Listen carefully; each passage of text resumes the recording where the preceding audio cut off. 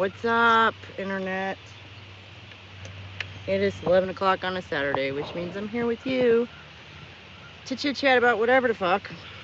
Um, oh, an F bomb in the first like 10 seconds. Rock and roll. Let's make sure we got that live chat going.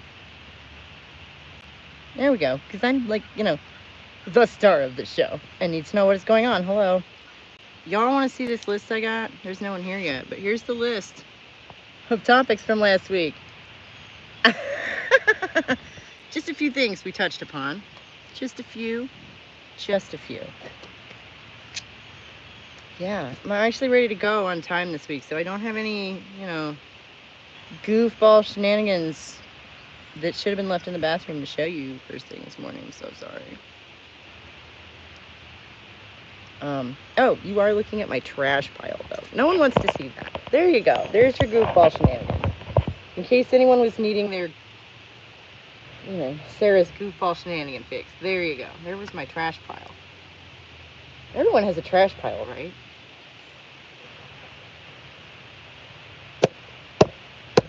So happy Saturday, Internet. Just gonna kind of be hanging out, I guess, until someone arrives to chat with me. Because I am just not such an in-demand personality that the people who tell me they look forward to this actually show up on time.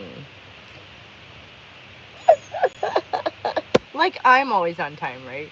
Oh my god. If I were an in-demand personality, I would hire a publicist or some shit to help me be on time for stuff. Is it a publicist who does that? I don't know. You know, in the movies where there's that person hurrying and shooing the talent up the hallway, to get on stage for the talk show or whatever.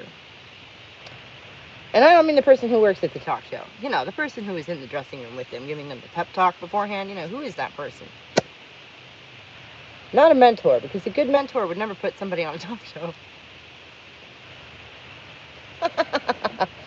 Oh, someone gave me a like. Thank you very much for that like. Happy Saturday to you. I don't know who you are. What up, Lust? Hey! Oh my goodness. Were you the one who recommended that song last week? Was that you? I just rewatched that, and I wasn't paying attention at the beginning when that was going on, because I was kind of skipping through until after he left to, get to the meat of the stuff. Okay, yeah, man, you want to know, sometimes procrastination pays off, because I said, I'm going to go and listen to that, and then I did not do that. And so I actually literally just did it 15 minutes ago. Oh! So now it's fresh in my mind. What a punch to the gut that is. It's you could call it almost like the women's history song. It's I felt like thousands and millions of voices all singing at once. And now it's fresh in my mind because I put it off until the last minute. I'm going to pretend that maybe that was on purpose, because I would have had to go back and listen to it again and get punched in the gut again. Amazing. What up, Mary? How you doing, girlfriend? Who is she? Where is she from? What? I didn't get to have time, unfortunately, to go and look into anything else because I had to get ready to sit here and talk to you guys. But I did go and listen to that, and boy, it was awesome sauce. How's the weather in Pennsylvania today? We were just talking about the song that Les recommended last week, the Paris Paloma Labor. Are you familiar with it? Because I wasn't. I don't know anything about her. Really? Oh my god. See, that's just how I roll. I'm a nerd. Go and listen to it. Oh my god. And get ready to cry. Okay? See, I wasn't ready to cry. I'd already put my mascara on. You didn't warn me. Man, we're talking about female solidarity, and you didn't warn me it was going to make me cry. I should have known, though, from the subject matter of last week's conversation. Do you like my elephant? I'm getting a good look at my elephant there.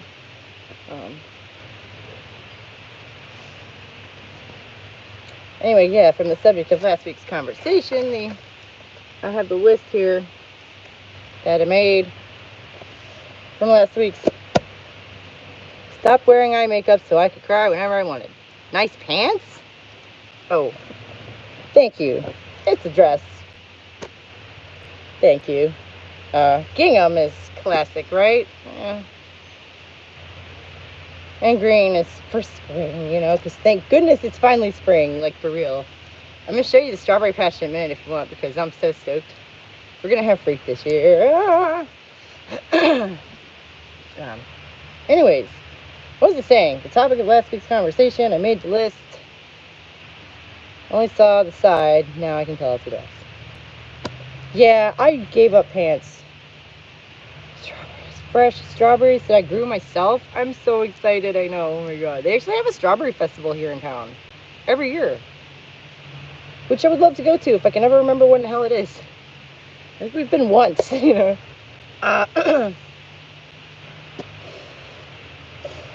You know, when the kids were younger and it was easier and seemed more urgent to like make a priority for that kind of thing, because quite frankly, when you have teenagers, they might not even show up. And if they do, there's a decent chance they're going to complain the whole time or bring a friend and talk to them the whole time. You know how teenagers are. So it's just more fun to just kind of go and do it without them. But then you kind of feel like an ass because you're going and doing family shit without the kids. So, yeah, I don't know. Weird sort of a middle area. But as far as important things go,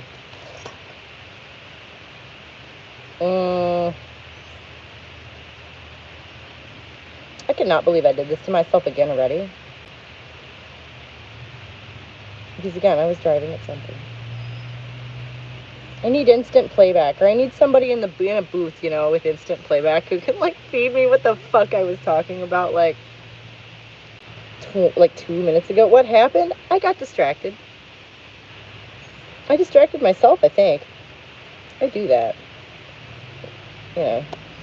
Which is why I have my little bench that I have built out here. See that? For the sitting on, away from everyone, because I was mentioning the list, yeah, because I don't need the help being distracted from kids and family and whatever, and dogs, and I don't need the help. Here is our list. Thank you. It took some work, you know, and it's like a whole sort of little garden wall thing. Oh, and I recently added this as a little fire pit because, well, goddammit, I wanted a fire pit. Because I don't always want to have to build a big one in the backyard where everybody can come out and bug me. Yeah. So, it's a whole sort of little wall thing. I don't know how well you can really see it. Speaking of teenagers, the ones across the street have four-wheelers or whatever the fuck they are. They make noises. So that's grand. Yeah. Anyway, yes. I built like this sort of half U-shaped wall thing that butts up against the house and then filled it with dirt. You know, so it's like a little garden patch that's like raised up above the ground, and built the bench into it. Now, mind you, I've been puttering around out here for like 4 years now, so this is not all happen overnight. Shall I just read us the list then? Get ready. Wait a minute. I know. Before I read through the list, I'll do it. Well, I want y'all to maybe help me and pick some favorites. Like I was saying last week, I think that would be fun because I can't wait to see what you guys pick. Okay? Yeah, I know I have my favorites. But, so can you guys maybe go and get like a pencil or a pen or whatever, or pull out your phone or whatever, however you want to make a list real quick before I read the list? Make your own. Okay? Go and get whatever you need to do to get whatever you need to get to make your own list of your favorite topics from last week's chat. Okay? Before I go and do this. Already got your notepad and pen set up. Yes! That's what's up. All right, Mary. Are you ready, Mary? Are you ready? Mary. Are you ready, Mary? We're waiting on you, Mary. Are you ready? And it says 3. It says there's someone else here. That might be sweet. And I don't know who you are, number 3. I hope you're ready to go because, okay.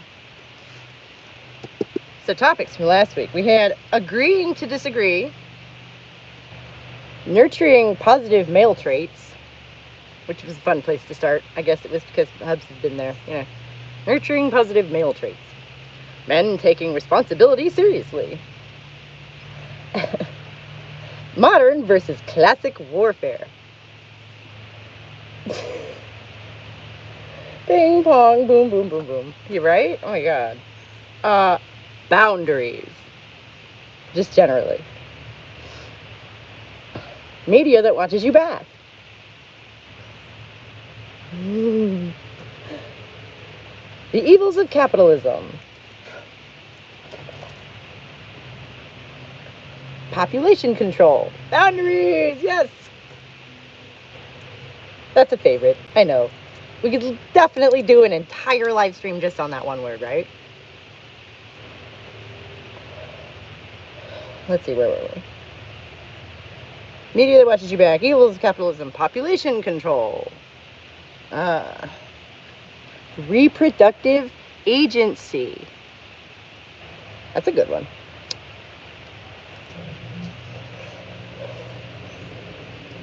The perennial favorite, sex versus gender. Another perennial favorite, government versus the people.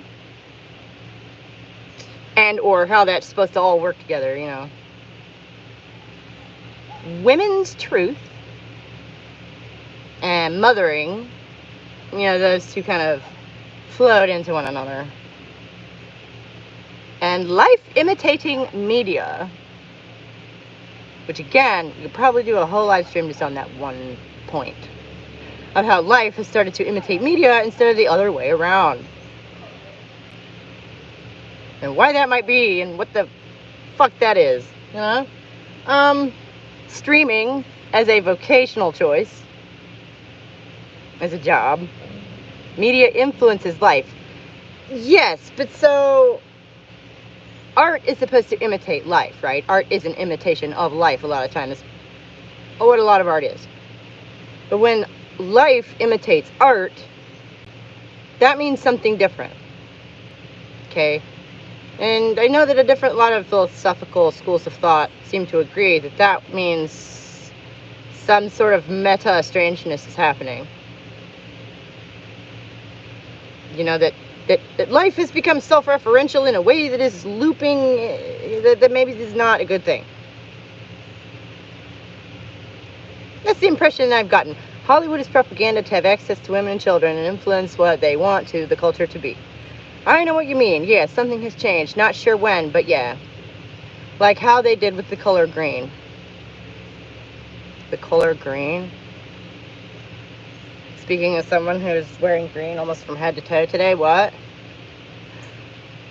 I think I've heard about this. Gosh, I got a lot of stuff rattling around in my brain. I could show you another list, except that it would be spoilery as all hell. This is the book notebook. Oh, my book notes. Ever see Deprogrammers' video about how they got women to start smoking? Yes. Okay. As a feminist movement, yeah. Which I funny because it didn't stick. I sure as shit did not start smoking because it was a feminist thing. I just started smoking because I thought it would make me butch. Because I used to think I was a man inside, remember? Anyway. So there's some irony for you. Either way. So let me see. This is my master list for the book chapters. They didn't like the green packaging, so they changed public perception of the color green. Yeah, weird. I feel like they do that shit all the time, though. I see that in ads, you know, where And the older you get, the more you see this, where, there will be an ad for something that literally used to be garbage. I like green, too. It's the color of grass and leaves. Hello? Like, why wouldn't you like green? Maybe they didn't like associating green with smoking. I don't know. To be fair, now green is menthol. So it doesn't really matter. Right? If you want menthol, you get green. Otherwise, you don't. Yeah, but so the book, that I've been writing for like almost 14 months now. We can perceive more shades of green than any other color. Yeah, I've noticed that. It's almost more than one color, really. Because a lot of shades of green are gorgeous. So what I put down on my list was modern versus classic warfare, boundaries, media that watches you back, population control, government versus people life imitating media. Because nature, right? Anyways, I am not even anywhere near close to done to reading this list. Let me just count these scenes real quick because I'm so close to being done with the book and I want to brag. 1, 2, 3, 4, 5, 6. 6 more scenes, y'all. 2 more chapters, and it's done. And I have it almost all of it sketched out and ready to go. And like, if I don't get it done this coming week, well, I'm gonna hit somebody because I should. All right. Thank you.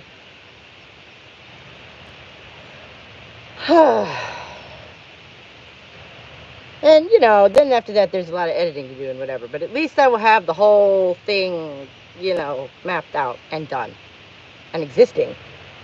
That's my favorite thing about it, really, is say whatever you will about it. Thank you, right? Say whatever you will about it. Love it or hate it, indifferent, whatever. It exists. There's thousands and thousands of words. Thinking about page numbers, though. The third one's only about 170. It's 177 pages right now. I've been sort of freaking out because it's sort of ballooned to like 60,000 plus words or something, and that sounds like a fucking lot, right?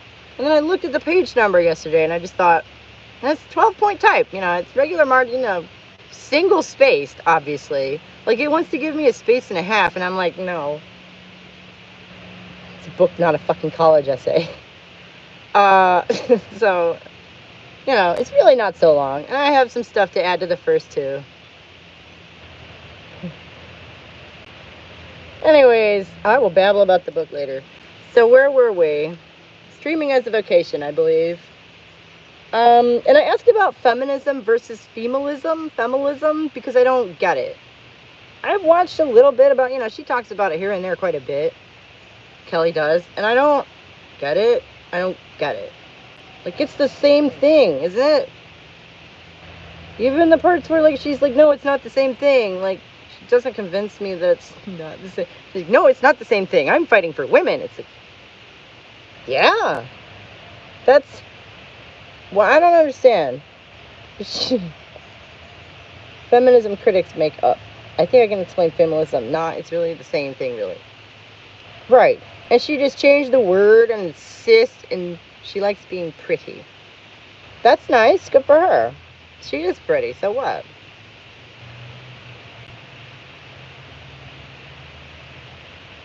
Does that mean what? I don't get. I'm not being stupid on purpose, I swear. Like, I'm not trying to be like Socrates over here and make you explain it to me. I'm not. I swear. I don't get it. She wants to look pretty. Good for her. That's great. So what? It probably gets her more attention, which is, all of it good, really, because she is articulate and stubborn on our behalf. So that's also, I don't see a problem. Why does it mean we have to change the name of the movement? It's a 200-year-old movement. Like, I was saying this last week. If one is under the impression that feminism sucks, and then discovers that, maybe it's just modern feminism that sucks, and you could say the movement's been corrupted and just, could conclude that that's not feminism. Really. It's not feminism that sucks. She just wants separate spaces for women. Great. Me too. Now, it's strange to agree, hey, Philological, what's up? We're just trying to suss out exactly what femalism is versus feminism a little bit, because I'm going through the list of the conversation from last week. Ooh, and if you could go and get a pencil or whatever and make yourself a list of some of your favorite topics that we mentioned. Right, but there are more liberation issues that she is not interested in. Oh, I see. Femalism doesn't really involve abortion rights and stuff like that. Okay. Like, she doesn't care that women don't want their chests stared at. Okay, so she has her one, again, I don't really have a problem with that. I don't see why you need to make that its own movement, though. That is an aspect of feminism that someone should be, full-throatedly campaigning for, and good for her. Thank you for explaining that. Because I've never found myself, like, seriously disagreeing with, like, basically anything I've ever heard her say. I have not watched anything like all of her material, though, because that would take, forever. The woman is prolific. Maybe because feminism has been such a dirty word once you rebrand it. Right, but so take that shit back. And it annoys me because, like, just to get personal for a minute, and possibly mildly offensive, like, I went to a black high school. Like, I grew up on the east side of Cleveland. Like, the near east side of Cleveland, the urban east side of Cleveland, okay? Not Cleveland proper, right up the hill in Cleveland Heights, okay? You could literally walk out from my high school, walk down the sidewalk to where the hill went, the street went down the hill, and see downtown, right fucking there. I think we all know where I'm going with this, right? Like the N-word. I've heard it a million times. Used like bro. And I'm not going to demonstrate it, because we all know what I am talking about. I am whiter. I think you have to be, like, from Norway to be whiter than me. So, yeah, soft, not a hard That's right. Used like bro or dude. Okay? To the point where this exists in my own inner monologue, and I have to resist. Like, I lived there until 8 years ago. Basically. A couple years here, a couple years there, but basically my entire adult life, I lived on the east side and near east side of Cleveland. Okay? This was just my, the world. And, I'm not allowed to say it. It's in there. As dude or bro. Okay? Like, I certainly do not go around using it the way my grandfather did. Inside or outside of my head. No, because that's just not been my experience at all. Right? They're people, and I've known many of them. And that's how they use it. You want to talk about something that's been reclaimed, all right?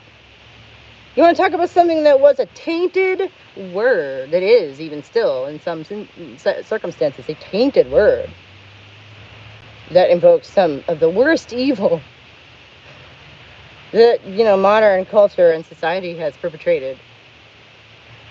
And they throw it around like it means bro. Or homie. I don't think anybody fucking says that anymore. Not seriously, anyway. So really, feminism we have to let go? That's my point. We have to let the word feminism go? No. No. I do not accept that at all. You can't have my words. You can't have them. No.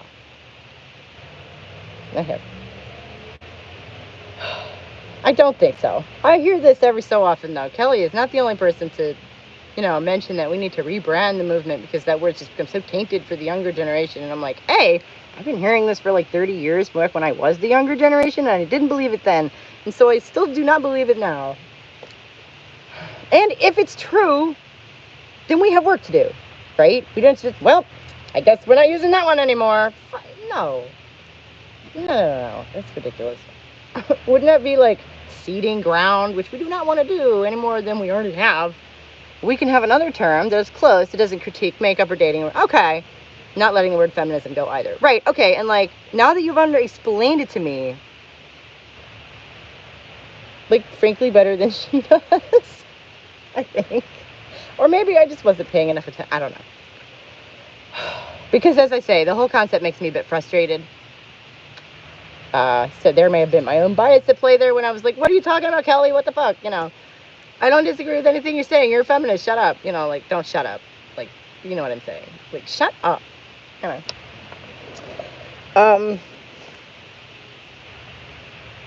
But yes, thank you for explaining that. She can have, you know, her thing and call it whatever she wants, which is pretty much how I felt anyway. I just didn't get it. So I guess maybe we could cross that one off the list or go into it deeper another time. I don't know. Modern tribalism. Feminism is a rectangle and feminism is a square. Oh, yeah. There you go. One is sort of more an umbrella category for the other. Dig it. Yeah. So yeah, modern tribalism. Again, we could probably do just an entire live stream on that one alone. Male approval and the seeking thereof. Yeah, being a pick-me, I guess, essentially. But has that term been driven into the ground now, too? I don't know. I don't get out enough, even online. You know, I don't even get out on the internet enough. Because... No, I'm finishing a novel. We're not talking about that right now. Human cultivation. So yes, apparently we are talking about that right now. And captive populations. Censorship and shadow bans. The use of bots therein, etc. Detransitioners and surgeries that they may or may not have gotten. Like, feminism encompasses all femalist ideas, but femalism only focuses on women's spaces. Right. So one of them, feminism, is like an umbrella category to the other. Male approval for sure, but how it intersects with survival as in a topic. I gotcha. I'm going to make that note.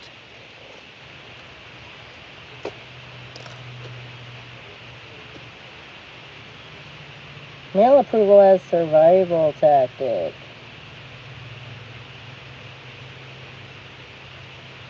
Right. Gotcha. Okay.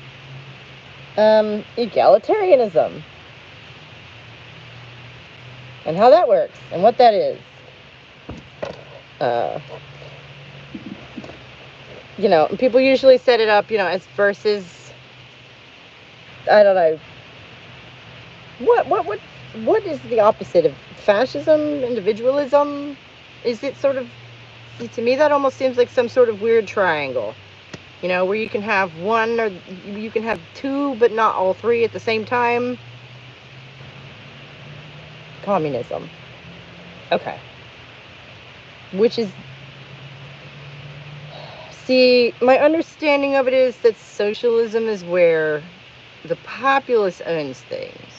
And communism is where the government owns things in the name of the people, right? Which, because somebody has to operate shit, so you're going to have some sort of a bureaucratic apparatus no matter what you do. So who owns the stuff, though? Is it the people or is it the bureaucracy?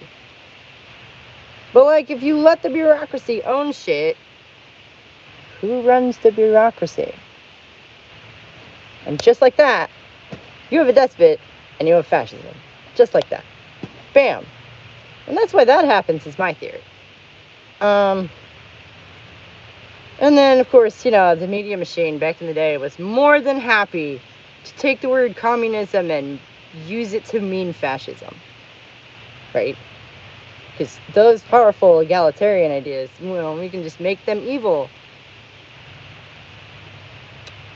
It's a beautiful thing they did there. Isn't that beautiful? Isn't that a beautiful thing? Propaganda at work. It's amazing. Did I miss something?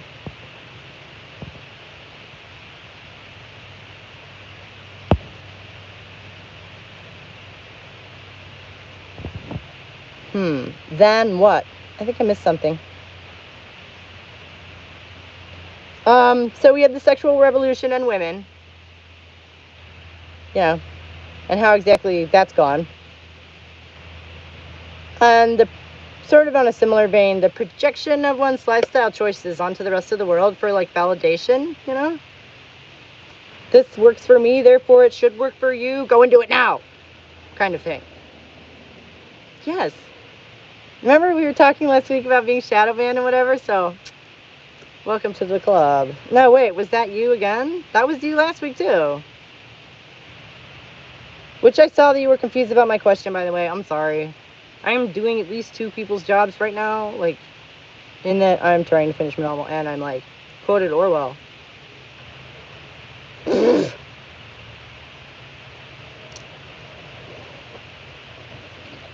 Oh my god, we got some choice stuff going on over here. Don't we though? Shadow banned on Radical Ramblings live stream. Damn. Like, just blanketly, like you couldn't say anything? That sucks.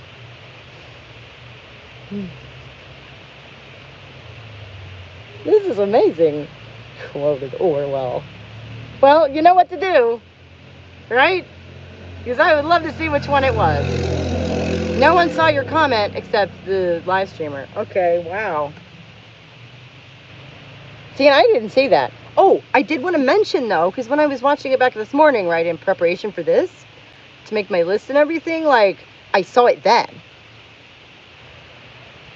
Like, it was there then, and was trying to give me the option to show or hide it. And of course, I hit show, but, like, I don't know if it did anything. And I just was like, that was not there before. And some animals, yeah. Oh. Yeah, so.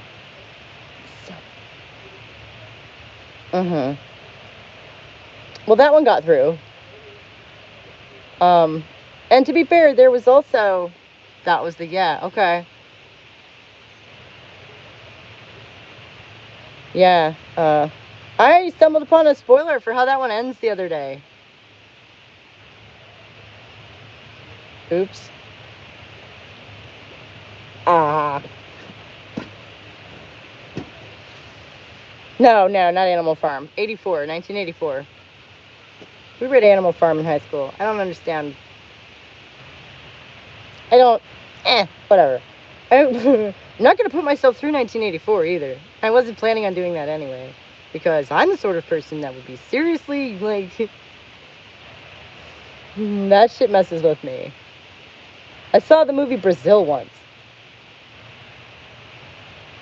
Right? Yeah. I saw the movie Brazil in high school as well. I don't ever want to see it again. Because I saw the Terry Gilliam ending. I know, I read 1984 in high school, but I don't remember how it ended.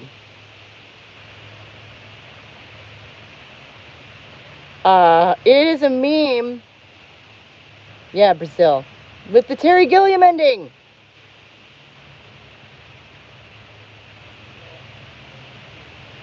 Which is a scary one. You know, the one where they don't get away. Which is basically 1984. It's, I was doing, I do not remember why I was, I was looking at something for the book, I think, is how I ended up here. TV tropes is full of spoilers, obviously. And this is a trope called Shoot the Shaggy Dog. So, that's the ending to 1984. In a nutshell, is a trope called Shoot the Shaggy Dog. Ugh. Yeah, so we're almost through the list, though.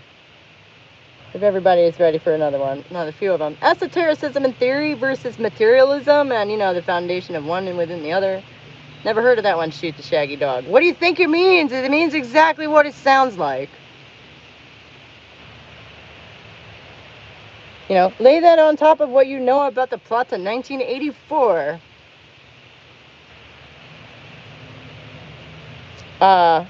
No, in the case of the book 1984, it is apparently quite literal. And the last line of the book is, and he loved Big Brother. So. You know, before they shoot him in the head.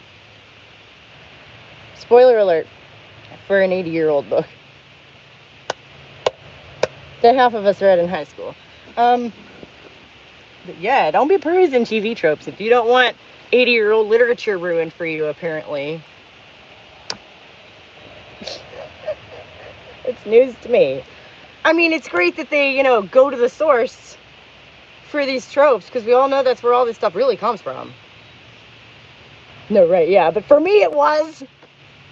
Okay, because I had no intention of reading it anyway, because I've got a pretty good idea of what it is, and, I get it.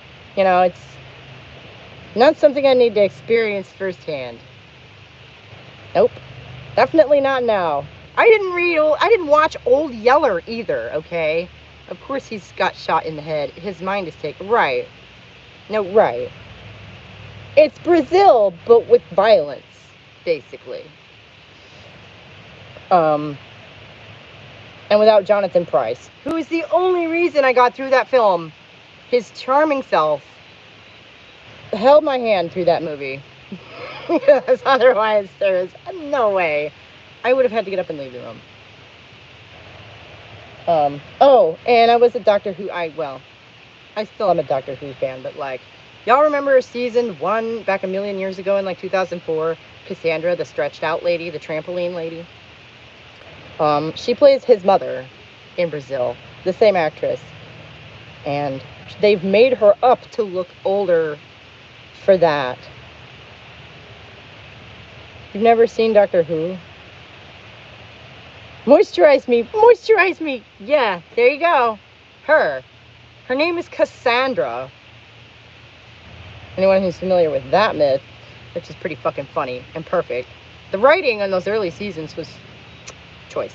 Anyway, yeah, it was the same actress, plays his mother in Brazil, and she'd been made up to look older, like she did in Doctor Who. Minus the flatness.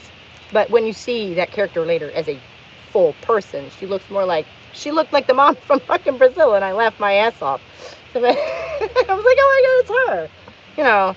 So it's not like it's not a good movie or anything. I never want to see it again. I don't need to ever see it again. Let us listen to an Earth classic, plays Toxic. Yeah, and I was actually kind of disappointed that they didn't just let it play through, the explosion of the Earth. I thought that would have been fucking awesome and hilarious. Because, it's got an oomph to it. It's got that tension to it, And plus it's Britney fucking Spears. And if there was anyone whose voice ought to be playing over the end of the planet. Now, I'm not saying that against her. I think that's epic. I think maybe they just couldn't license that much of the song. I learned enough later about how the music industry works and everything. I was like, that's why they do that stupid shit. Fucking BBC not properly funding, their cultural flagships and shit. Hello. That might be more important than whatever the fuck it is they think that they're doing, because I'm still talking about it almost 20 years later, you idiots. And I'm not even British. Yeah, I think it was to do with copyright money and shit. Obviously. Because, and you think about what we know about poor Britney now, and how they were just absolutely riding her for every dime that they could get. That becomes 2 + 2 = 4, doesn't it?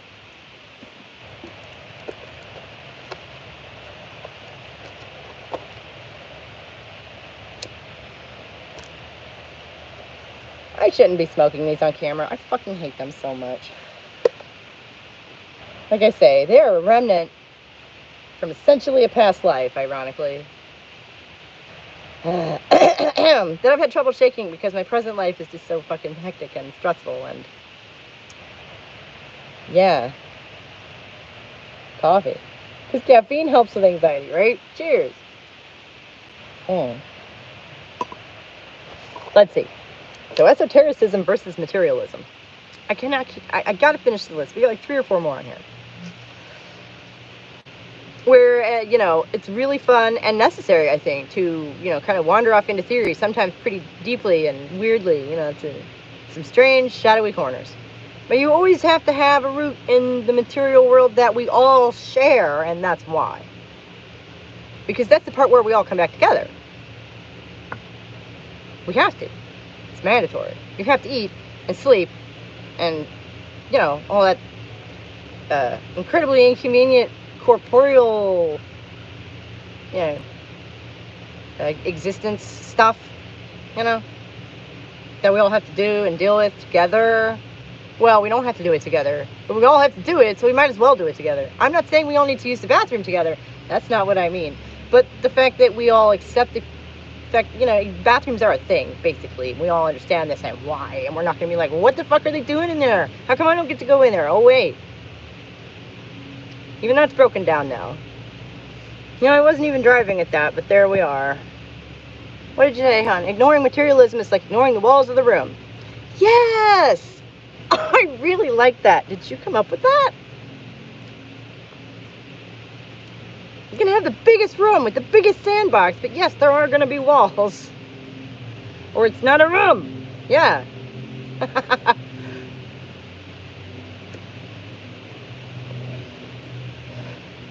Let's see. Female liberation, which, again, perennial favorite. That is epic. In that case, I'm definitely going to write that down.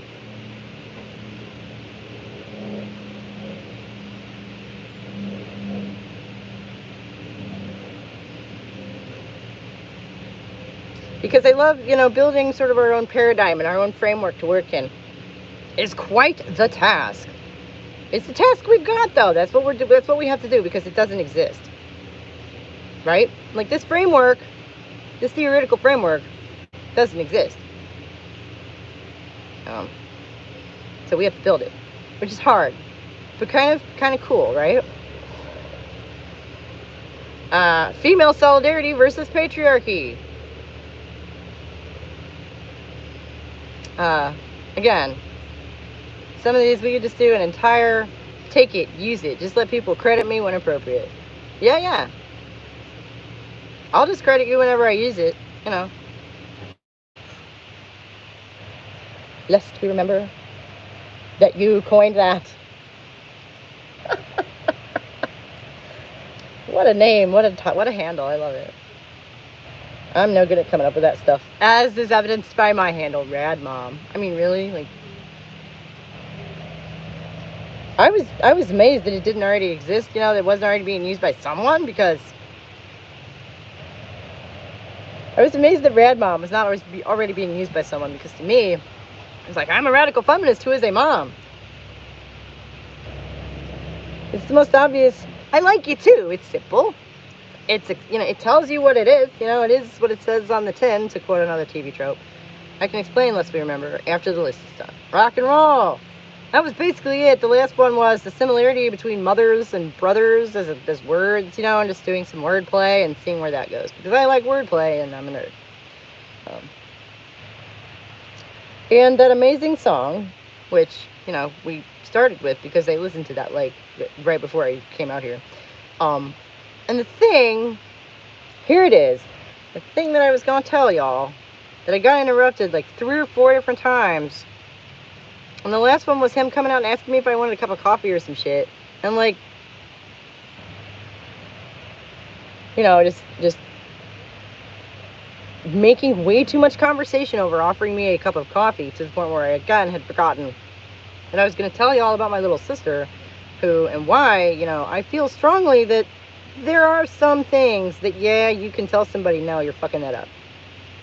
All right? And nutrition is one of them. She is 9. Also, son. Oh, yeah.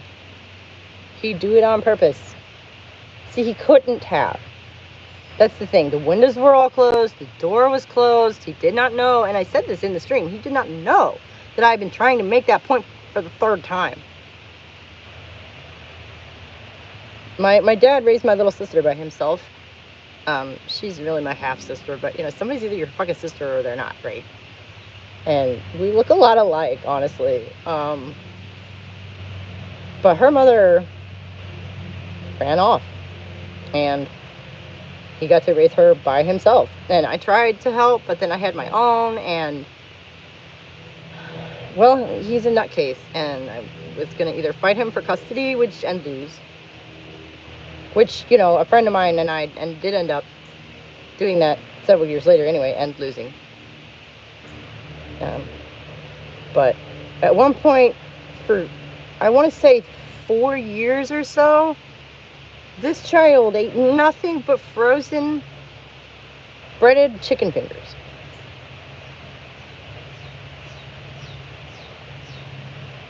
Nothing. Like, she would not eat. And at one point, she had come to stay with me and the guy I was with, and my son. He was 2, maybe. No, less than that. Anyway, she was about 4. She'd come to stay with us for a couple of weeks because my dad was having surgery. And when she arrived, she would eat nothing but breaded frozen chicken fingers. And by the time she left, I had her eating asparagus. Okay, but the first night I fed her, the thing the rest of us were eating, one of them was some frozen peas with like butter on it. Boring stuff, okay, that Cole had no problem eating. She vomited all over everywhere. She psyched herself up to the point because I was trying to get her to eat peas. And she vomited all over everywhere and I had to put her to bed. Now, I wasn't mean to her because I understood what the fuck was going on. Even then. And by the 2 weeks later, I had her eating asparagus. And she liked asparagus. And I told him that. Because the idea was that he didn't want to fight with her.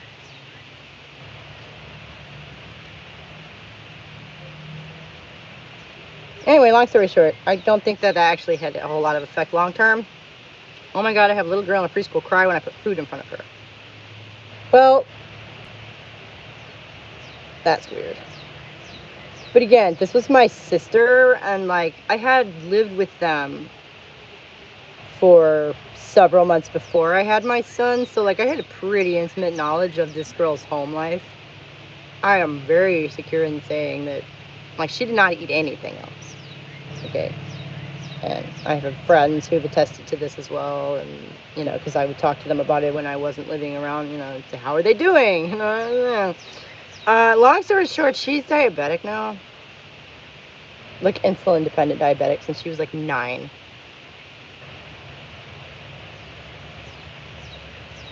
So, and they didn't take her then. So, yeah, no, I think nutrition really matters, especially when you're young. And I think that it's something that is scientifically proven and evidenced, and it's the same for everyone exactly? No. But it sure is very much more similar for small children. No, you didn't miss all the fun. I'm ranting about nutrition. What up, Brad? I think that nutrition is one of the walls of the room, if you know what I'm saying. Nutrition is not the same for everyone, especially the older you get. Okay? But for small children, yeah, they just really kind of need the general broad support of nutrients. I've started eating healthy lately and noticed my brain working so much better. Same, right? And like sleeping at night is the other thing I've been obsessively doing. I could go on and on about nutritional biochemistry. We start a nutrition class on Thursday. That will be fun. I guess I'll be telling y'all about that next week. Rock and roll. Anyway, yeah, I don't know. My observation has told me that the older you get, the more different it is for everyone, which I think makes sense. Best I felt was when I was doing carnivore. See, that's what I'm saying. And I think that a lot of adults have different, adults can have very different needs from one another. But small children? Who is teaching it? It is through the doctor's office. The nutritional class we're taking is through our doctor's office, through our diabetes center here in town. So I believe it is taught by a vegan. So we will see how that goes.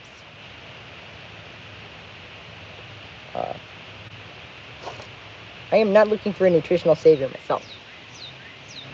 So I'm just gonna try and go in with an open mind and take some notes, and that might be a fun topic for next week. They did a test with 2 chess players. The player who ate the most proteins did significantly better than the player who ate straight carbs. Yep. You know what's usually linked with protein is fat, too. And, like, that doctor, I went to see him last week. He literally sat there and tried to tell me, this is the same doctor's office.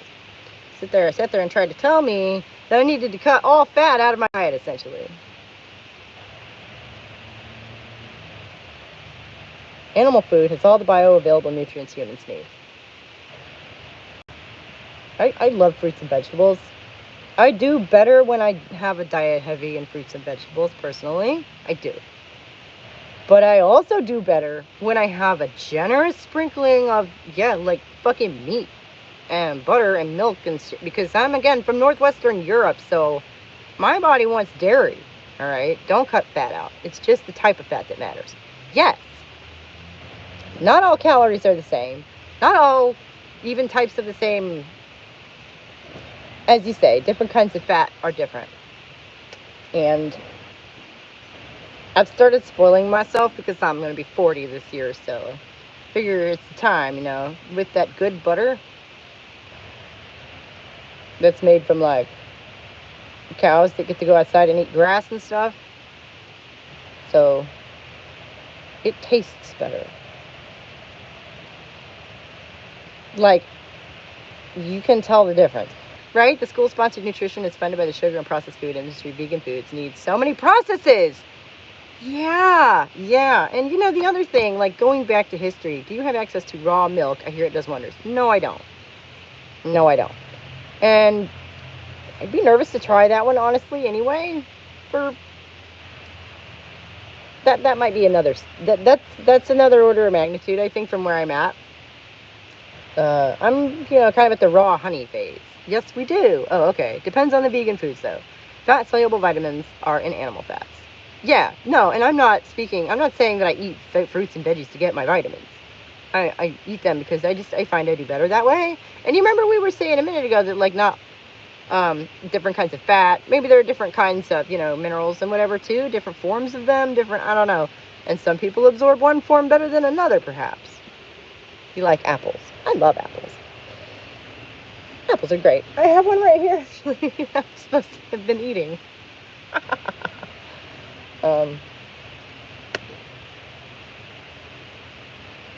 Yes, so anyway, I think that perhaps I absorb minerals better from fruits and vegetables. Oh, you gotta go? Okay. Bye, Mary. Enjoy your, love you. Have a good weekend, girl. See you next time. Yeah, so perhaps, I might absorb certain things better from fruits and vegetables, and somebody else might absorb it better from, meat. I don't know. And neither did they. All right? That's the thing. Dang, I think another comment got hit again. Did you see the one about milk? All good if you did and just didn't mention it. I'm just interested. Let me see. There was a whole bunch of stuff come through in quick succession there. About the having access to raw milk doing wonders. I saw that. I said, I don't think that I do. And that might be sort of like that feels like the next level to me, which I might not be ready for yet.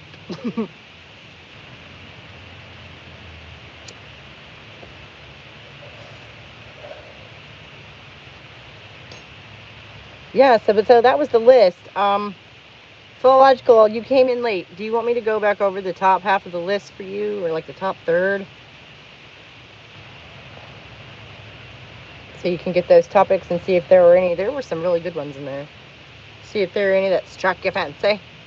Oh, yes, all good. Brain switched off for a second. Wouldn't be surprised if it was hidden. No, right, I know.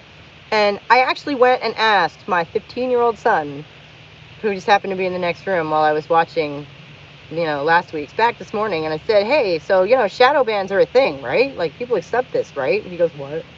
I said, that thing where you just never see certain topics because they get nipped out of the stream before anybody gets to see them. That people accept that as a reality, right? He's like, oh, yeah.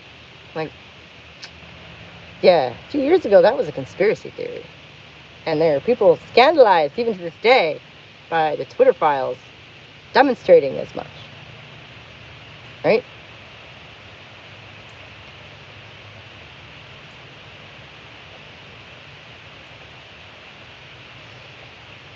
Philological, are you still there? Do you want me to finish off the list for you?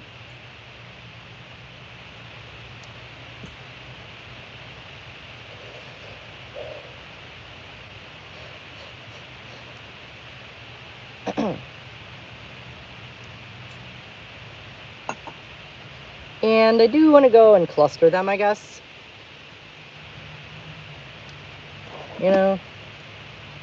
Because a lot of them are sort of interrelated, aren't they?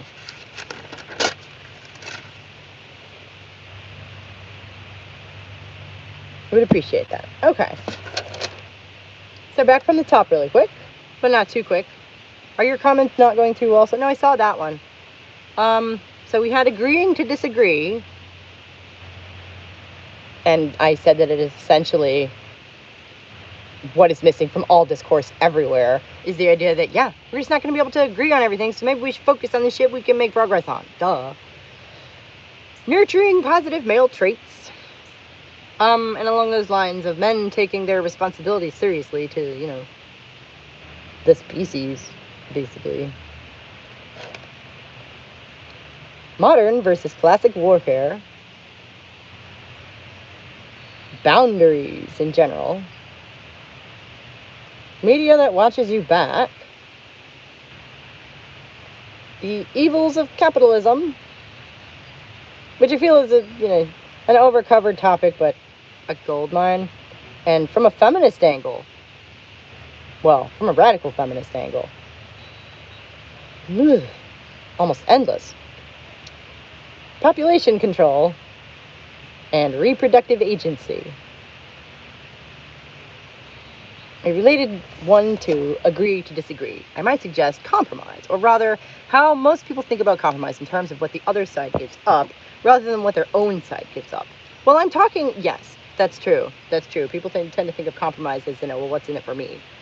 But what I'm talking about is things wherein we might not be able to reach a compromise right now. Yeah? I believe the one that we had last week was we had to agree to disagree on whether men are fully human. My position was that they are. And that was, you know, the nurturing of positive male traits thing. You know, I don't think we need to change men. I think we need to... It's a question of...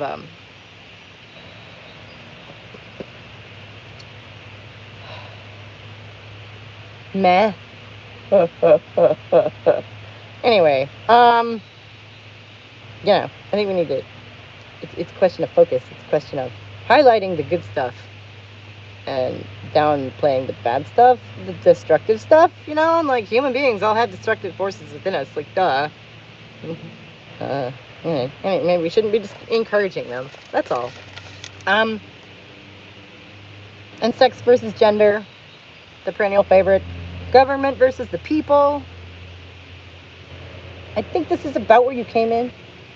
I don't think we need to change men. But the way the culture around men is, it needs to change. Right, but I mean, yeah, essentially, it's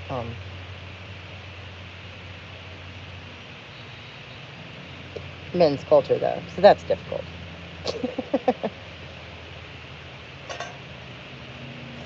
You know, he's going to change it, right?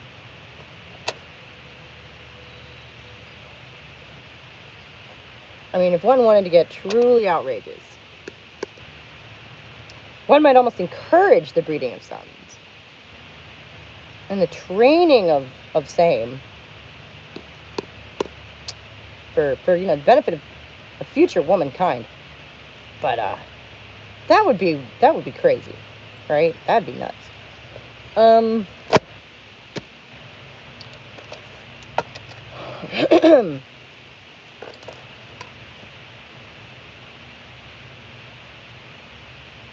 I think agreeing to disagree, but yeah, so it's not about compromise.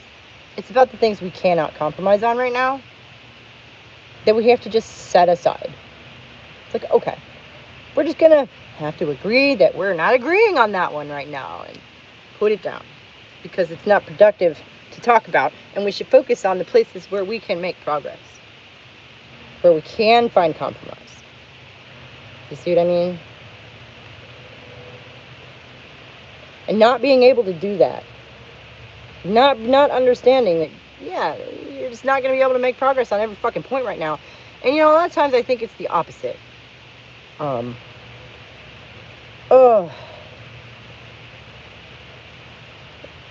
I know it is the opposite. Because, oh my God, I just remembered something I wrote last year. One of my best friends is a Catholic monk, and agree to disagree is the foundation of our friendship, haha. Yeah, one of my best friends wanted to be a nun for years and had her potential convent, you know, order she was going to join picked out and everything. She is, to this day, a very observant Catholic. I'm none of those things, right? But we've known each other since we were 8. I love her to death. I admire and respect, a lot of the stuff that she's accomplished in her life. She's a PhD and a college professor, okay? Like, and sometimes I just like to ask her about some of the stuff that she believes, just because, just for my own information and knowledge, because it's so interesting and strange. Really, you think Wicca's weird or something? Try Catholicism. Yeah. And like Judaism is older, and I almost married a Jewish guy, so I have some experience with them too. And so Judaism is a lot older, but they have, like, rabbi's job is to think about it, to ponder that shit, to make it make sense, to explain that shit to you so you can apply it to your daily life. That's the rabbi's job. That's not the priest's job. The priest's job is to remind you that thinking is a sin, right? So Catholicism has not been thought out anything to the extent that Judaism has, and it simply does not make the same amount of logical sense at all. Yeah, they have their holy mysteries and whatever, and boy, they are mysterious, and that they don't make sense. You're like, wow, that's true, huh? Wow, that must really color your worldview there. Wow. Yeah, accepting the ecstatic mysteries or whatever is, part of the feeling close to the Virgin Mary. I don't know, like, it's a whole thing, and I'm not going to sit here and try and explain it. You get the idea that there's Catholicism is interesting. In a way that a lot of other modern religions aren't. It's very mystical, which I find fascinating. You really don't get that a lot. Mostly what you get about Catholicism is, the social rules, and, they were against birth control and all that stuff. And, politics with the Pope and whatever. And you really miss the actual spiritual side of it, which is, like, super mystical, apparently, come to find out. Because, as I say, thinking is a sin, so mysticism is really your only choice. But that's faith, right? Judaism does not demand anywhere near the level of, like, actual faith, like blind faith. Catholicism does, in my observation. Anyway, I practice neither. Just as a full. Actually, you know what? I was going to show this off. We're going to change gears real quick because I think we finished the list. I've mentioned before that I'm vaguely witchy, and I have my rocks out here today. Check that out. That was the Catholic Church, right? Or am I wrong? Which thing was the Catholic Church? The bit about the mysticism? Yeah. Because you're not allowed to think. Thinking is a sin. Ooh. I have another big old piece of Labrador right here. See? That one is not as shiny on that side. Right? That's Labradorite. It's the size of my fist. I mean, it's a bit thin, but... Yeah. Something, get your rocks off, something. No, I'm going to get them on camera, see? And this is a big old chunk of hematite. Hematite. This is a big old chunk of hematite. And then I have some smaller ones here. I got a couple, I think it's malachite. Right?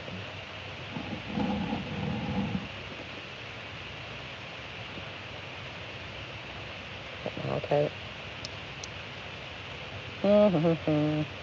Green on a green background. Genius.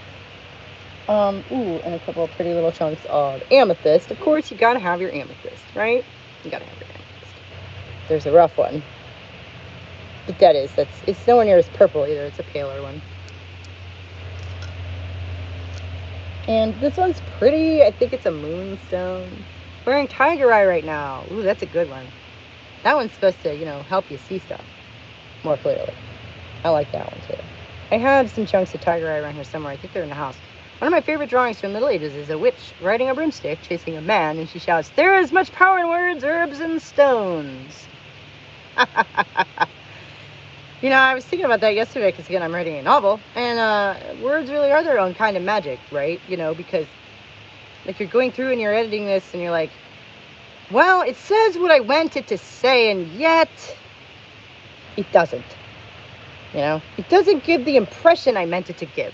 So you change this word and you tweak the order and the, you know, the punctuation and whatever.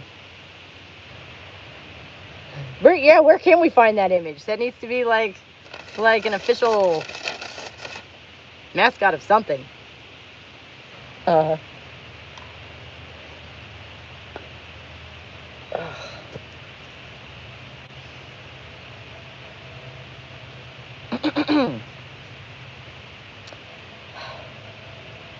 Words, yeah. So you're tweaking them, and then eventually you get it to that sweet spot where, you know, you put it all together and it pops the way you wanted it to pop, and all of a sudden it's like almost moving. You know, like prose becomes a window. And this one's kind of a unique window because, you know, you're going to be looking through this window expecting to see Victorian England, so, you know, I've tried to keep that in mind. But at the same time, you don't have to fight through the fucking prose to understand what's going on. I've tried to find the sweet spot there. So, and I'm waiting for some word nerd to come along and be like, you know, your historical fiction is inaccurate because they use this word, and that word wasn't coined until blah, blah, blah, blah, blah, blah, blah. And I'm going to say, comes right after a bunch of images showing sword fighting and wrestling techniques. So it's like a reminder of female power after the display of male power. That's awesome.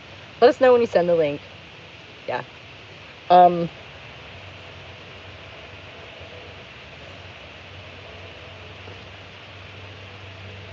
do I do this to myself? I should ignore you guys and just talk to myself. A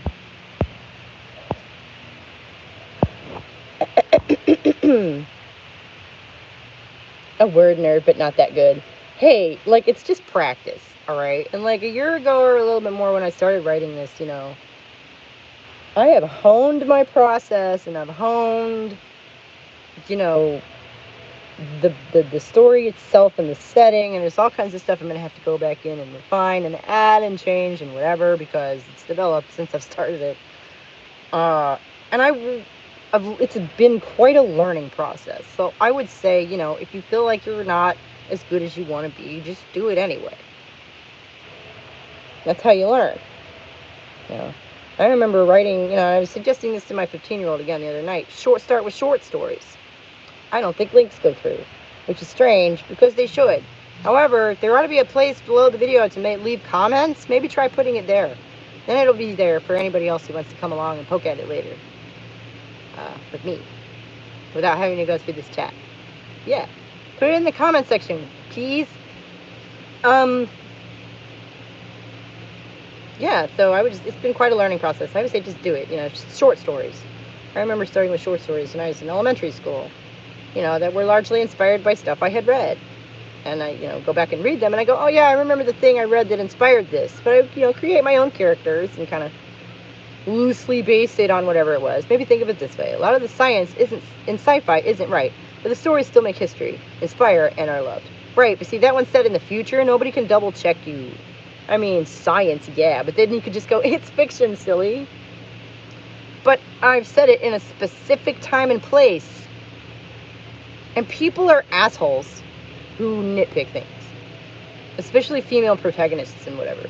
So, I don't know. I know what I'm going to say. Which is that, yeah, you're right. Some of the language is anachronistic because they wanted the reader to be able to read the damn thing without needing a dictionary. Okay? Sci-fi isn't always set in the future. Really? Alright, now I feel like an idiot. I thought that was part of the definition of science fiction.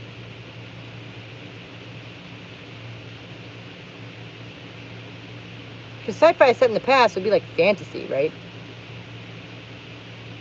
But anyways, and you know how you've just been working on something for so long and you've been digging into for something, you know, so deeply, and you just kind of start to think, what might this look like to someone else? You know. And that's one of the things that occurred to me because I've done that on purpose. It's essentially a mistake that I've been making on purpose. Now, I'm not sure either, huh?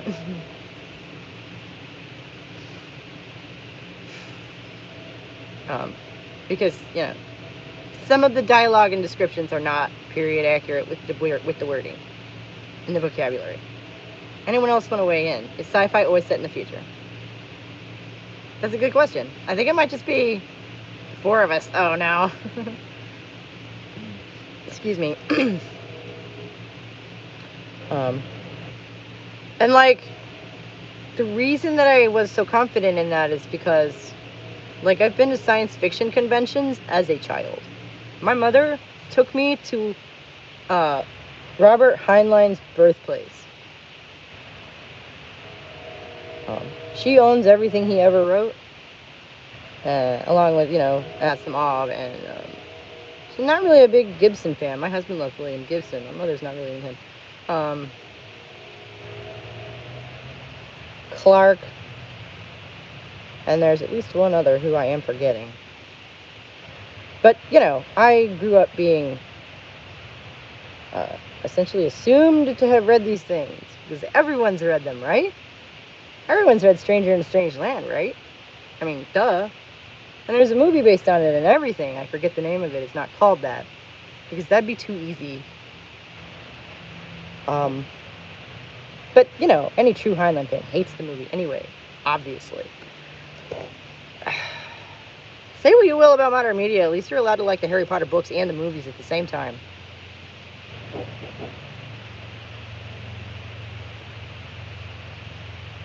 I really wish someone would let that dog in, so I don't have to. Back to the Future, that's sci-fi, right? But the story starts off in the year it was made.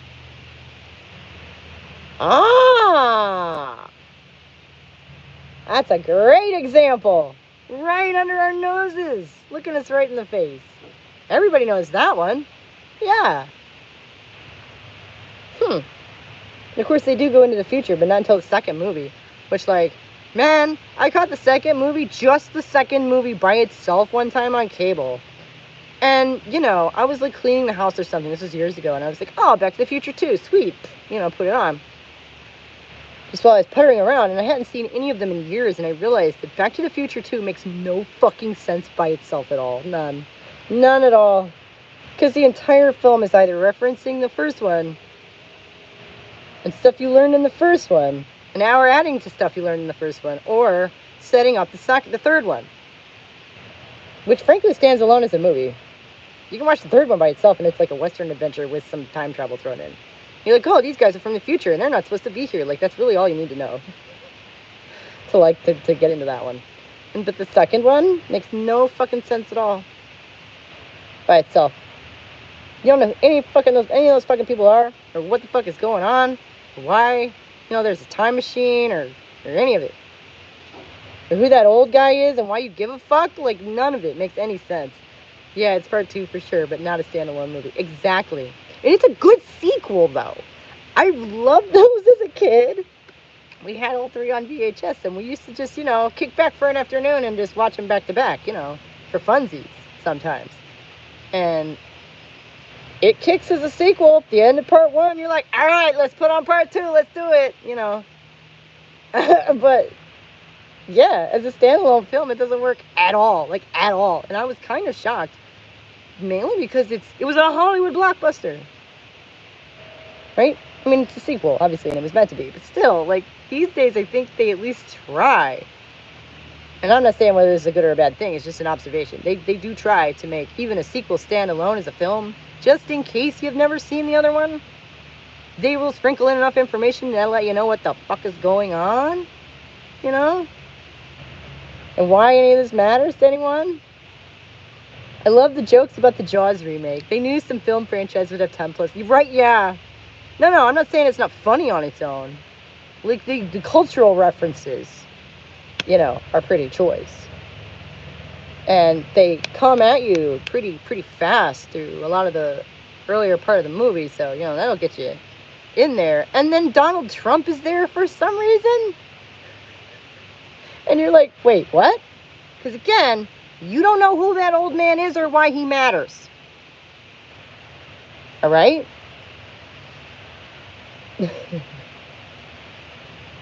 Until later. Like, they don't explain that at the beginning. So, like, the connection between the Donald Trump character and the old man who steals the car is not made explicitly clear. As far, Yeah. Like, if you happen to catch that they have the same name, or be really sharp-eyed and spot that it's the same actor, then you might put it together. Back to the Future 2 is set in 2015 mostly. But there is also the alternate 1985. Remember? They go back from the future and it's like hell. And so, you know, you're like, ha ha ha, this is what they thought the future was going to be. Cultural reference, cultural joke, cultural joke, cultural joke. And then they go back to where they came from, and you're like, whoa, wait a minute, what's Donald Trump doing here?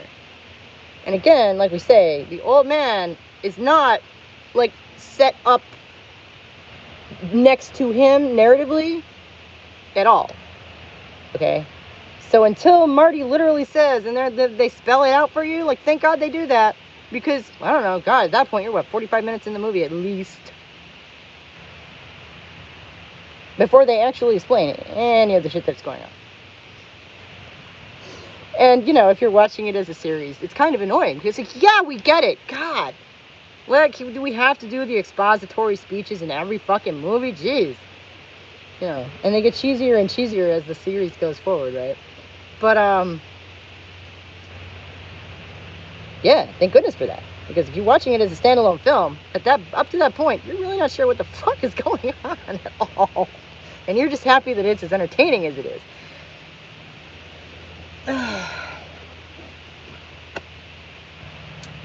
Yeah. Robert Zemeckis. Hey.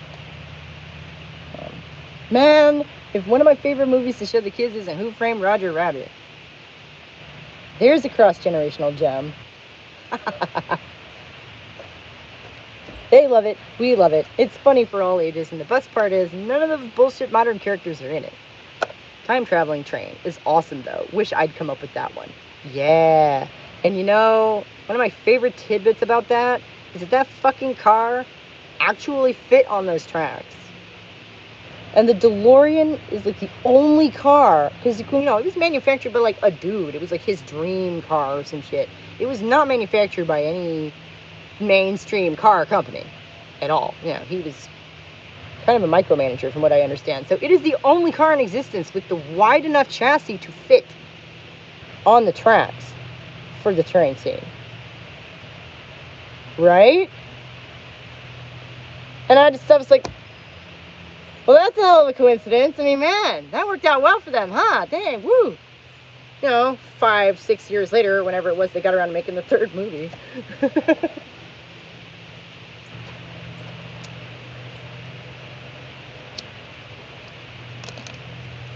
And at this point, I think that's the only reason anyone knows who the fuck John DeLorean was. And that's the only reason I know who... No, that's not true. My ex was a car nerd. And he told me more about John DeLorean than I ever wanted to know. But I already knew who he was because of Back to the Future. Right? You know. And, like, one of the biggest mind fucks of my childhood was realizing, going back to Roger Rabbit, is that Judge Doom and Doc Brown are the same person. Right? Whoa! That blew 8-year-old me's mind. What? What? Actors, am I right? My God. That's some flexibility and some range there. Go from being like endearingly bumbling to like fucking terrifying. You know, that blew me away. I don't know. But Roger Rabbit is good because it bridges the gap between the generations. It's got all the goofy animated shit, you know, and all the Warner Brothers characters that everyone is still familiar with. But, you know, like, I don't know. I'm fine with the fact that, like, The Simpsons aren't in it, and, like, Bender's not in it, and, like, fucking Steven Universe isn't in it, and, like, all that shit. Like, all those modern characters, I'm fine with the fact that they're not there. It's basically Warner and Disney, and I'm fine with that. It keeps it simple, for one thing. God knows there's already enough characters running around. But the kids love it, and the adults love it, and we can actually sit down and watch it together, and it starts, you know, a conversation about, oh, who is that? That's Betty Boop. Who is that? You know. It pulls the past forward with us. Some of the fun bits, which I think is important. I'm not a conservative in the, you know, in a social or political sense, but, like, maybe historically, maybe culturally. Just because it's nice to have the information that previous generations amassed. Like, duh. Is that not the foundation of civilization, progressing at all? Steven Universe broke my heart. I loved it, and then they had to have a non-binary character in the last season. Yeah, I've gotten the impression that one kind of went goofball. But, why does the character's gender matter? I mean, like, here's the thing. Like, there have been non-binary characters and stuff for eons, in that not all characters had a gender. Or not all, some characters were, creatures who did not have a sex. Like fae, or gods, or something. I think they defaulted to he when they would translate it to English, for sure. For this, that, or the other. Man, there's a topic for an entire live stream, but to itself. Gendered language, which we touched on before. I'm just going to go ahead and add that to the list. Fuck it.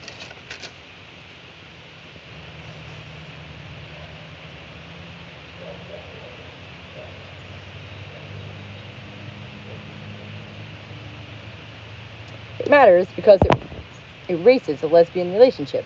The character is a human woman, not one of the gems or anything. Oh, gods don't have a sex, don't tell Zeus. Right, now he obviously did. Was very much a male god. But, like, sometimes, sometimes there are characters who are specifically described as being outside of any kind of sexual binary because they are ethereal or something, or alien in some way, to humanity. But then it gets translated into English where everything defaults to he anyway, is all I'm saying. Because gendered language is fun.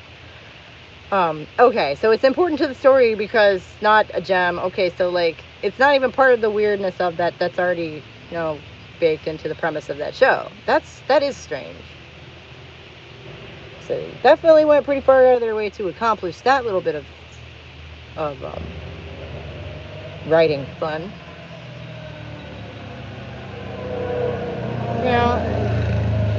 Four-wheelers. But so I don't really watch that show. The kids like it. It seems nice. I've read good things about the earlier seasons, I guess, anyway. I don't know, I like animation, but that one, it's not my vibe for whatever reason. I haven't stuck around long enough while it's on the television to put my finger on why. Steven Universe is trying to be inclusive. Our kids like that show a lot. Yeah.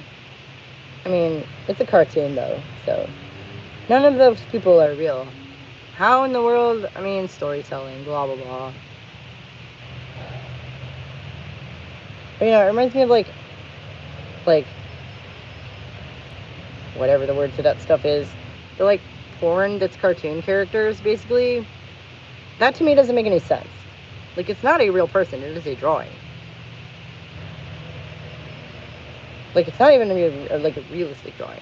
It is a cartoon.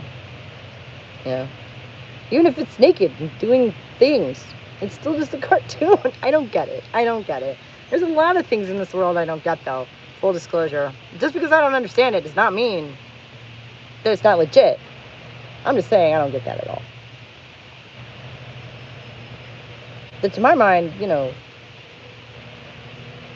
cartoons can't, they don't have, they're not sexual beings. They're cartoons. Like, okay? Anything like that is projected onto them by, the people involved. The living people involved. The real people involved.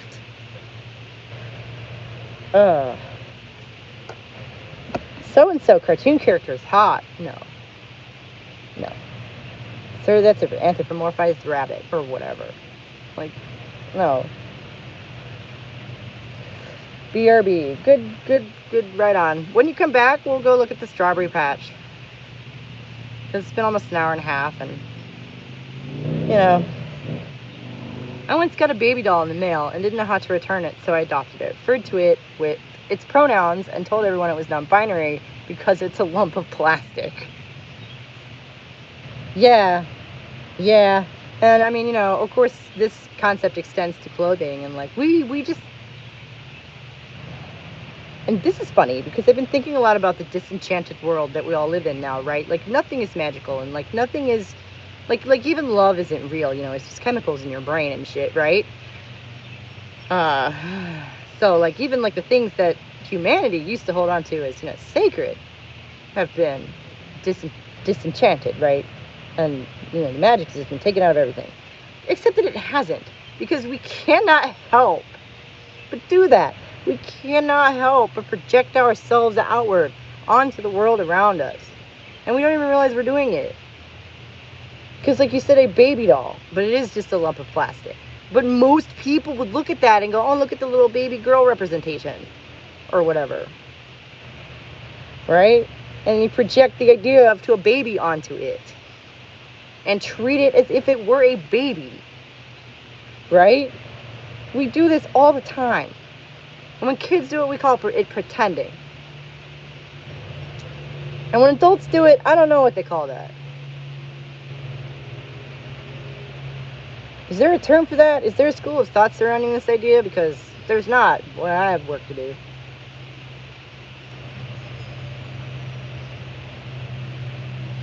My mother insisted it was a girl because it came with a pink skirt. Pretending? Right. So it's still pretending when adults do it. But, like, obviously, right? That is what I'm saying. But, like, it's the adult world. So there would be, hypothetically, a whole different, you know, framework for it from what children get. I'm like, Mom, it's not alive, right? Right? But we get very attached to these projections sometimes, a lot of the time even, right? And, you know, it can be simple things like my home, you know, and you project all these ideas onto this dwelling, right? And it's just stuff we do it all the time. And it's just part of being human. My van isn't alive and she's still a good car. Exactly. We do it all the time. So, no, we don't really live in a disenchanted world. Hey, Lest! We're just talking about the disenchanted world that we all live in and how everything's been explained away, you know. Love is just chemicals in your brain and whatever and all that stuff. But it isn't really, because we cannot help it as human beings. It's just part of what we do, you know. And the example of the baby doll was really good. Philological was talking about a baby doll that, you know, came dressed in pink. So her mother insisted that it was a girl doll, even though it's a lump of plastic, right? It's not a baby in any way at all. But we see, oh, look at the pretty little girl representation there, and project, you know, our idea of a baby onto it, and then begin to treat it as if it were a baby. Right? Because that's not a magic spell or something. What? Come on. Jeez. And words, you know, being so powerful, being a form of magic. There you go. Just calling it a lump of plastic changes your perspective enough of it. Oh yeah, that's not a baby, whatever. Yeah, and we all know it's not really a baby anyway. And anyone who would actually treat it like a baby would be like, oh my god, the doll's gonna starve. Like, no, that's cuckoo. We all know it's not real. And yet, we can't help ourselves. And sometimes you wonder, because I've met people who like treat their car as if it were truly alive. And that seems to work for them. No, it's a fucking enchanted car, is what that is. One of the words for spellcasting in Latin is imaginatio. Imaginatio? No prizes for guessing which modern English word comes from that, right? The Amish don't allow dolls to have faces because they see it as a potential form of projection. Hey, hello, what's up? We're talking about magic working in everyday life, essentially. And how, you know, we essentially live in a disenchanted world where everything's been explained away, you know, like love is just chemicals in your brain, right? And we had the example of like the baby doll, which is, it's not a baby, it's a lump of cells. Yeah.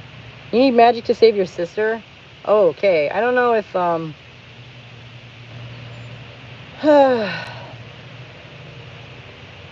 anyway, as far as just, you know, what's left over after everything's been tried to explain away by materialism, which I love. Materialism is, you know, the rock, okay? Because that's a watering hole that we all have to come back to drink from, okay? No matter how far you wander off into philosophy and theory and whatever. Yeah, what's wrong with your sister?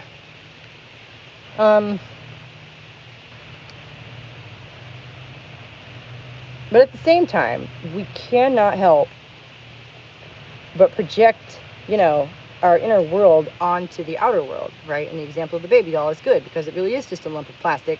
But you look at it and you say, Philological Bell speaks Latin fluently. That is impressive. Working on the PhD over here.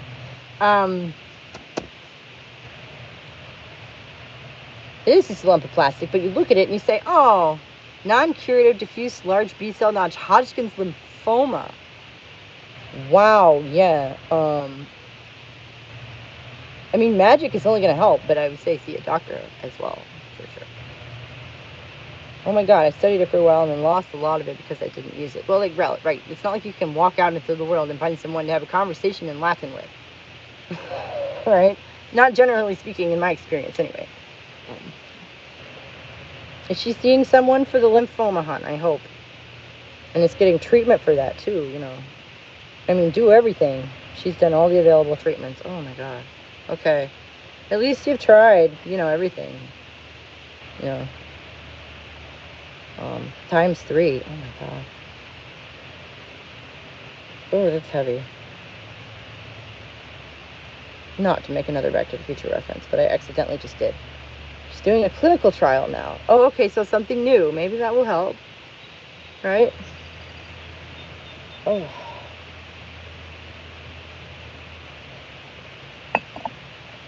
Fingers crossed for her, or whatever, knock on wood, whatever you want to do, light a candle, whatever you want to do. Like I say, I don't know that projecting our inner world onto the outer world and, the way that is essentially human is going to necessarily help with lymphoma, unfortunately. Fingers and toes crossed, yeah. But,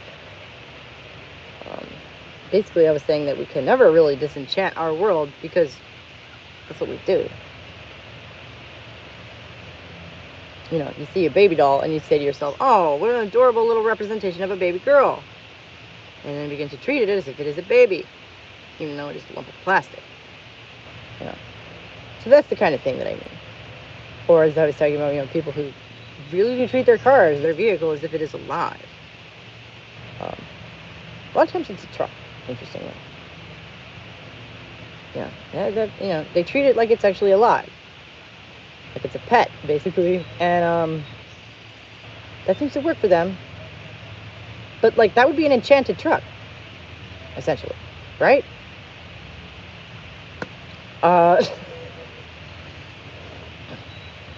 So I don't, we can't... Yeah, of course. And, you can always text me. Sorry for trauma dumping. No, it's probably the first thing on your mind every day. Right?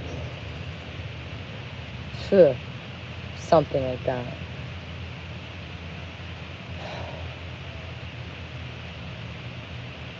On the other hand, I haven't spoken to my sister in, years. She could have lymphoma and I wouldn't even know. At least you get to be there for her. I hope. It sounds like.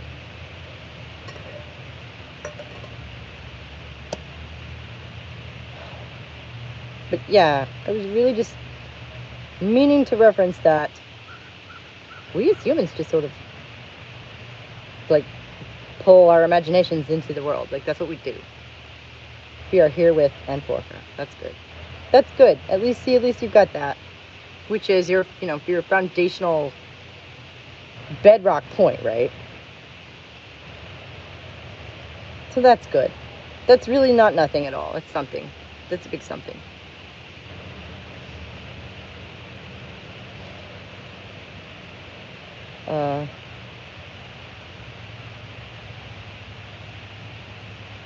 But imagining things and creating things is just kind of what we as humans do, and that's our sort of natural form of,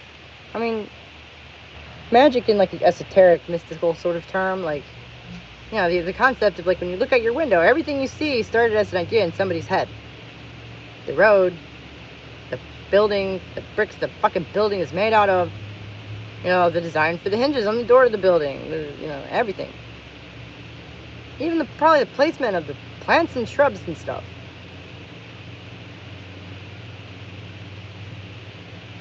And we've gotten our world sculpted in our image to the point where we sometimes forget that we've done it, which is a hell of a thing. I mean, almost imagine a future mankind, that's kind of forgotten a lot of the developments and, where they came from and how they happened, and they just kind of take that shit for granted. I think I've met some of those people. They're spooky.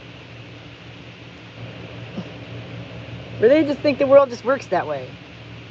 And then they go, on a hike one day, and, nature's a bitch and brutal and doesn't give a fuck about your feelings, and they're all offended or something. Those idiots, That's why history is important. And that's why it's important to pull the good stuff forward with us. Does that make me a cultural conservative? Not a social one. Not a social one. I support everyone's lifestyle choices as long as you don't hurt anybody. Apparently, there are studies showing that infants are surprised if they see a dog walk through a wall but not a human. You might be hardwired to think humans are capable of magic. Why in the world otherwise would such an idea persist? Do not leave after 2 p.m. Gets too dark too fast. I think being so much further north might have something to do with that. Man, the sun's been going around 6 o'clock around here lately. I mean, the days are getting longer because of spring. But, I've noticed just having moved from northern Ohio that, the days in spring and fall are longer. And they get shorter more slowly. Because the equator, I believe, I think is the reason, not a mystery there.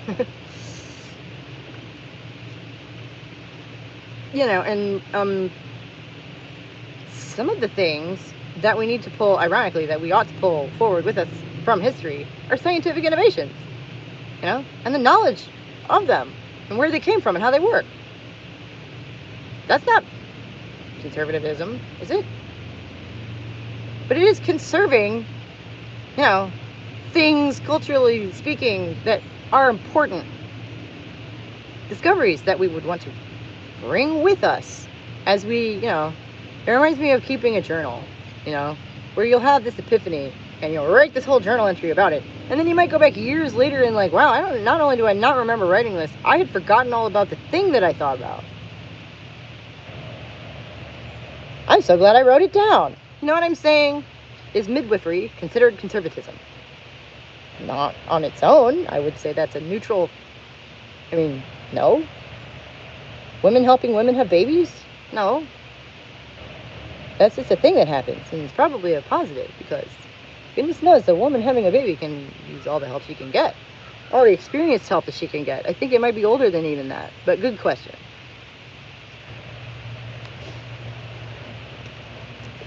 Oh, I see what you're saying. Which things should we pull forward with us is an important topic of conversation that doesn't get had. That conversation doesn't get had just for the fact that it's not medical industrial complex. Well, okay. See, again, this is a complicated discussion because I would differentiate, I would make a distinction between the industrial complex and modern medicine, okay? Because again, I was talking earlier about how my sister, which things? Yes. Well, to me, everything is witch things, but I'm biased. I admit that. Because modern medicine, on the one hand, is generally a good thing. Penicillin is a good thing. Antibiotics are a good thing. The survival rate of children in the 19th century was close to 50%. And penicillin is what changed that. Yeah, there are certain medical innovations, and I'm about to say, I mentioned earlier, my sister is an insulin-dependent diabetic. So is my dad. My father would have died at the ripe old age of 19 in 1970, 13 years before I was born. If not for insulin injections. I'm way healthier without all the antibiotics my doctor used to put me on all the time. See, and this goes back to what I was saying. I think that nutritional needs for a lot of adults are very different from one another, and I think medical needs are the same, because obviously those two things are linked. What up, Tetra? Happy Saturday. I think that individual needs can be very different. Diabetes is different than my situation. Right. See, some people need medicine. Other people don't need the medicine. If you give fucking insulin injections to a person who doesn't need them, you will kill them. On the other hand, if you deny them to a person who does need them, you will kill them. So, you know, some medical innovations, I have to say, I do support. Because if not for the, injectable insulin that saved my father's life in 1969, I would not exist at all. I can't just speak ill of modern medicine in general. I feel that would make me a massive hypocrite. And I don't believe it anyway. Because, yeah, some things are improvements. Some progress is actually progressive and makes things better. But not all of it. And the conversation of what should be, what actually works and what fucking doesn't, new does not automatically mean good, and old does not automatically mean bad. How childish is that? I saw a true crime thing recently about a pharmacist who killed his wife by injecting her with insulin. Yes. It is easy to get. I'm not advocating murdering someone, anyone, any way. I fear most of it doesn't help, it hinders. And I feel a lot of that is the application, which would be why I want to distinguish between that and the industrial complex, okay? Because if you, like, a hammer is my favorite, most obvious example. You can use it to build amazing things, or you can use it to smash shit up. And they use the meds that work to push the meds and processes that don't. Yeah. Because capitalism, everything that is bad in this world, I think, comes back to capitalism. And that's not medicine being bad. That's medicine being incredibly corrupted by capitalism. No, midwifery is medicine. It's old school medicine. And applying modern knowledge and techniques to midwifery is only a good idea, right? I mean, assuming they work. Which is what I mean when we have to come back to that watering hole of material reality. Does it work? Having a profit motive in medicine is just so messed up. Yeah. Yeah. You want to tell me ethics do no harm? The idea that anyone still takes that oath is such a joke. On that note, I'm going to give myself a little bit of medicine right quick. So it's literally impossible for medicine to work as a free market. Consumers aren't free to choose. It becomes robbery. You have to pay for a product or else you die. Right. Right. That's not a free market. That's a good point.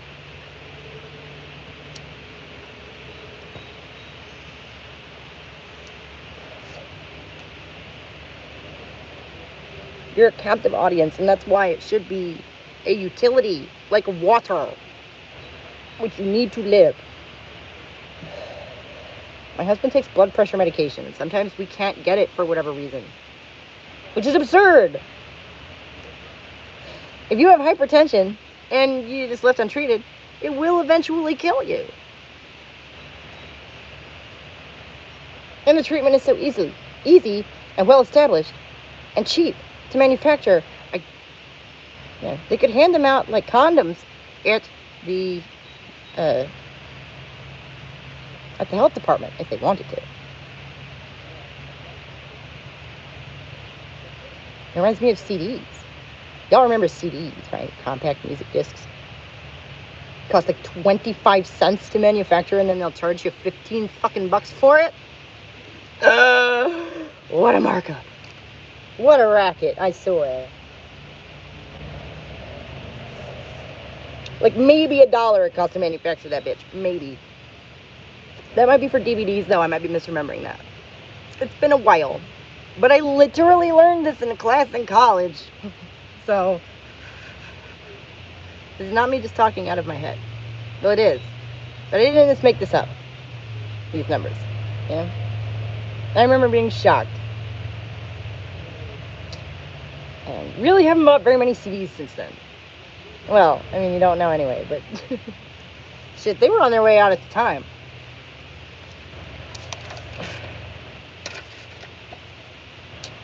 And I want to go through and cluster these, but like, that seems boring to watch.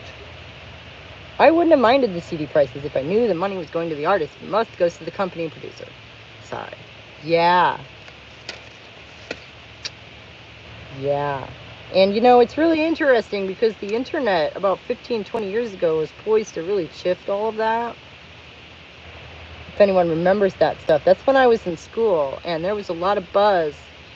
This was a tech school for entertainment media, so there was a lot of buzz about how the internet was changing everything and suddenly anyone could do everything, anything, you know, and every guy I met was, you know, the next Dr. Dre and gonna have his own record label and whatever.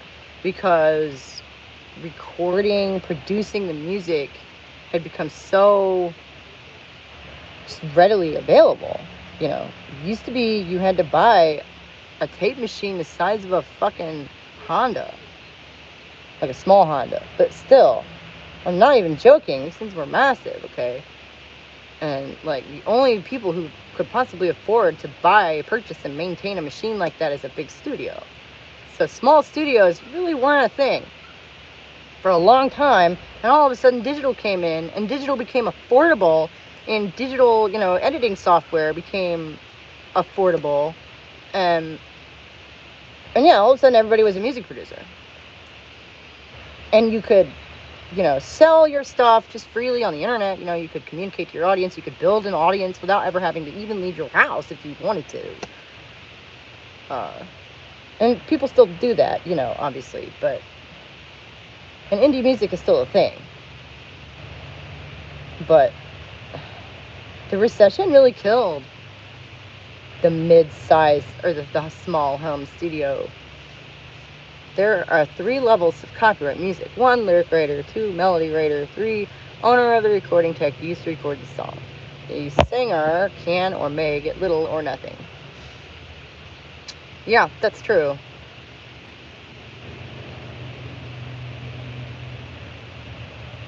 Words, music, and recording. Mm-hmm. Copyright needs nerfed hard. Yeah. Yeah.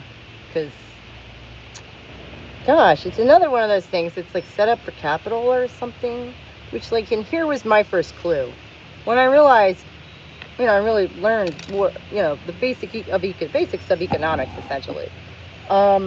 Which is that capitalism works for capital, right? That's what it does. It's a system that is set up to benefit capital.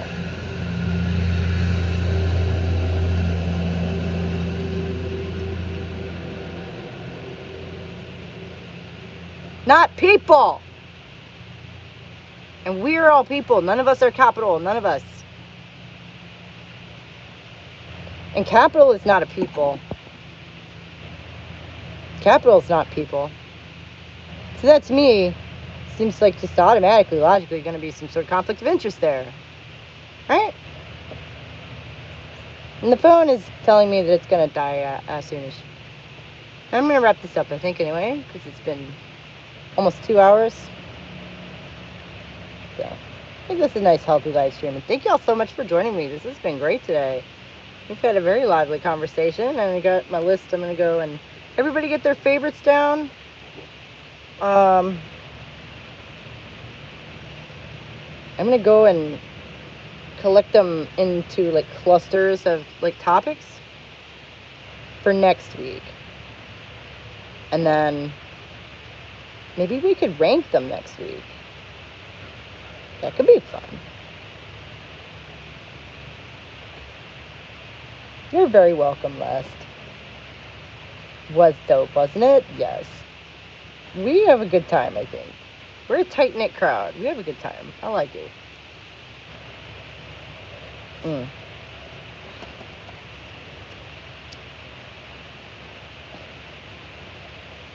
like I say, soonish. You know me. I ramble. I'm gonna go, and then, you know, 20 minutes later, oh my god, the phone's really gonna die now. Oh. That's me. Again, I feel like I was saying something. And the phone told me it was gonna die. Because I was. I was saying something.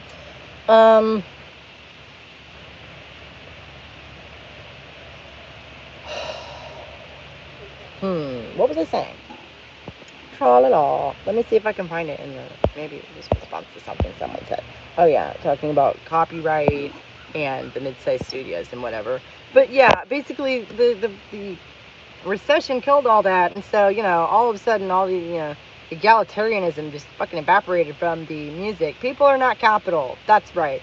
That was really, thank you so much. Thank you, Les. That was really my first clue years ago, was figuring that out. The capitalism works for something that's not people. How is that not a problem? How is that not going to inevitably become a problem for people? Which is all of us. And that conflict of interest between the people and the system in which we live is so fundamental to all of these problems. All of them. You know, it's like we're swimming in a pool that's too fucking hot for us or something. I don't know. What a good metaphor would be. But the idea that the conflict of interest is not foundational and fucking obvious blows me away. People are like, no, capitalism is good for people. I'm like, no. Like, it's not. I mean, yes, sometimes, accidentally, you know, it's good for the bottom line to be good for people, because then people, like, you know, are happy and make more money and then give you more money. I think it all comes down to greed. I want to make money for me no matter how, if it messes with the next generations. Yeah, but so it's corrupted so much to the point, you know, like individual greed, it's far beyond that. You know, it's institutionalized greed at this point. That's just how the system is set up to work. You know, because if greed is good, then you want to put it everywhere you can, right?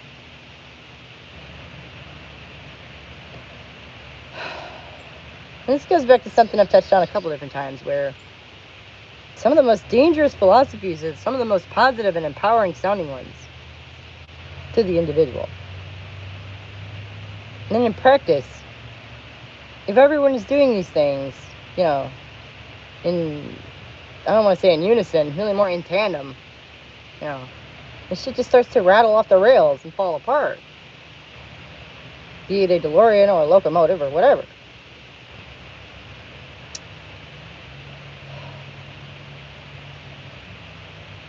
And, you know, if you're denying a basic material reality, like, oh, you know, biological sex does not exist, is only symptomatic of the advanced state of all of this, I would say. I missed one. What? So true. When people are made to worship greed in order to put food on the table, it's not a choice. Right. Because what the fuck would they do if they had a choice? Would they do that? No. I mean, most people would not sit on their asses in front of the television all day either, come to find out. At least not for very long. It's like I was saying earlier, just kind of creating things from our imaginations, you know, coming up with ideas and testing them out, and that's just kind of how people roll. It's what we do. On a very fundamental level, that's what part of what being human is. You know, whether you're any good at it is another matter.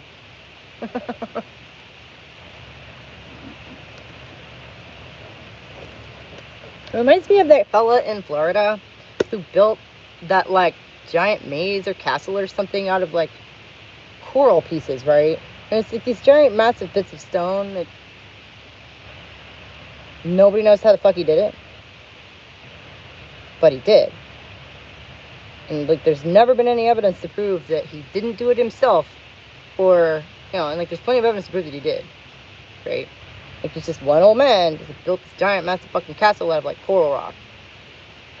With, like, this beautiful, and, like, the door, I guess, has fallen apart now, but it was this beautiful, like, hovering, like, floating door that would open, you know, you could just kind of poke it and it would just float open, this massive stone, you know, like, on the level of the ancient engineers type shit. This one dude in the 20th century, you know, did this. Took him a long ass fucking time, of course.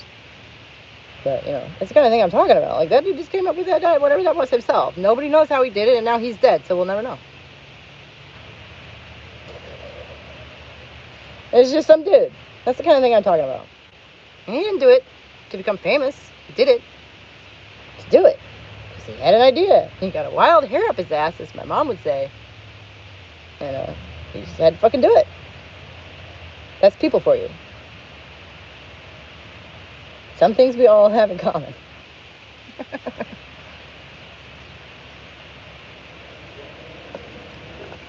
And I will get off of here when the phone dies, you know. You'll know when it's over when I tell you, oh, the phone's done, I gotta go. There's a Japanese building technique that doesn't require any nails, bolts, screws, or glue. Neat. That's the kind of thing we should probably pull forward with us into the future. I think it's Japanese. That definitely sounds like the kind of Japanese kind of thing that the Japanese... Is it racist to say that that sounds perfectly in line with everything I know about Japanese culture? I hope not, because it is. These are the people who traditionally built doors out of paper. So, speaking as someone who comes from, you know, again, my heritage is all Northwestern European. So, like, they make doors out of oak and stuff.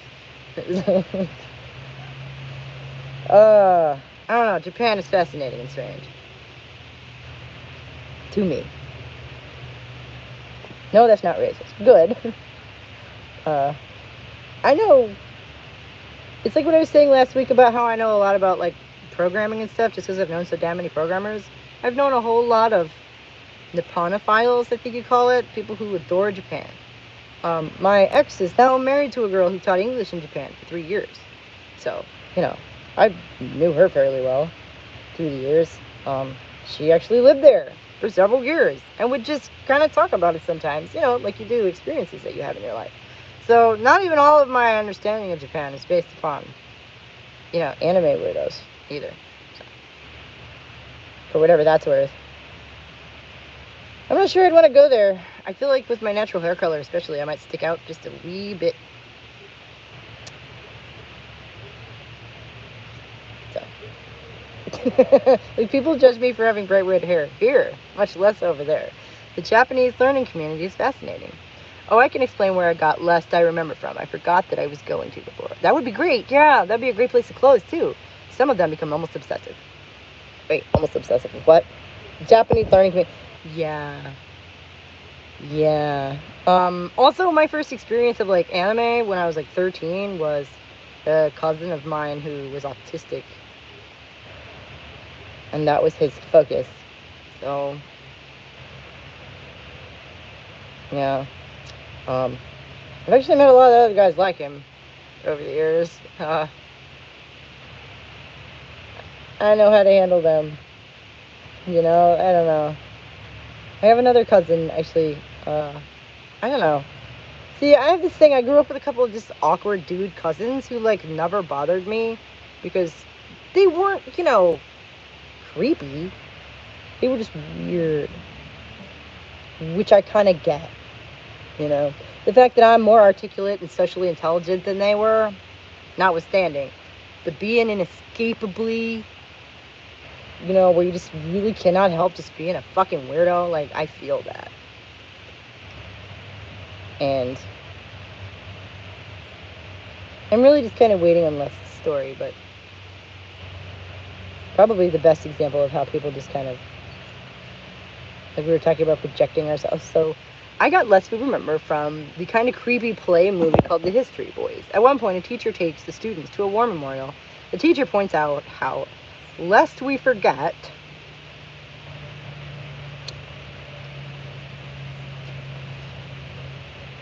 there I go being an ethical bitch again.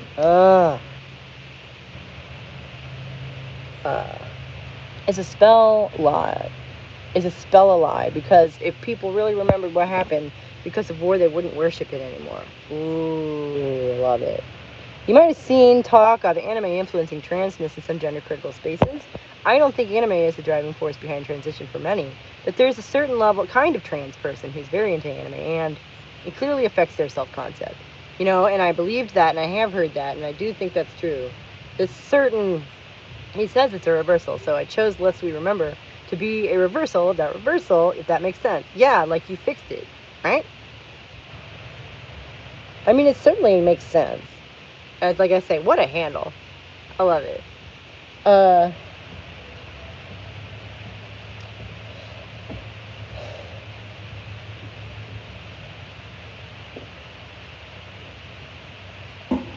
And I had another one.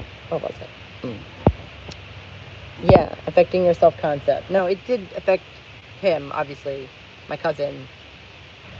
you know, the other fellows I've met through the years. I've drifted away from those circles as I've gotten older. Again, that was sort of my mom's thing, really. But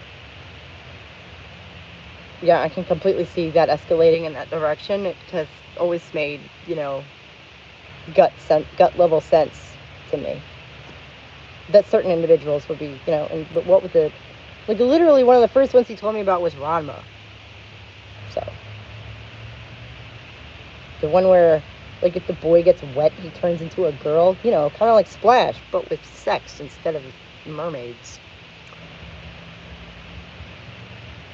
Oh, yeah, and, like, it's a red-haired girl, I think it was, which is why he was telling me about it. Which, again, not necessarily would be looking forward to walking through Japan with flaming red hair. I feel like that might draw me the wrong sort of attention. It does here sometimes. Much less somewhere where maybe no one has ever seen it in real life before. Yeah. My ex went over there to visit her, and he said it was freaky. All he was a tall, chubby Jewish man. But, you know, he said he was a head taller than everyone he met.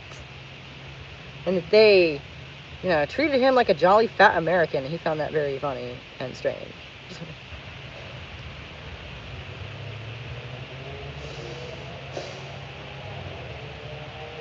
And, you know, I gather if you look at their media, they do not resist stereotypes in the way that individualist Western culture might. Right? So.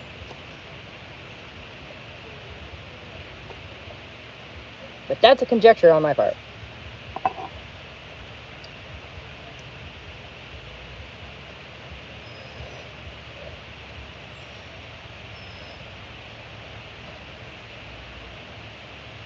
It's a nice day.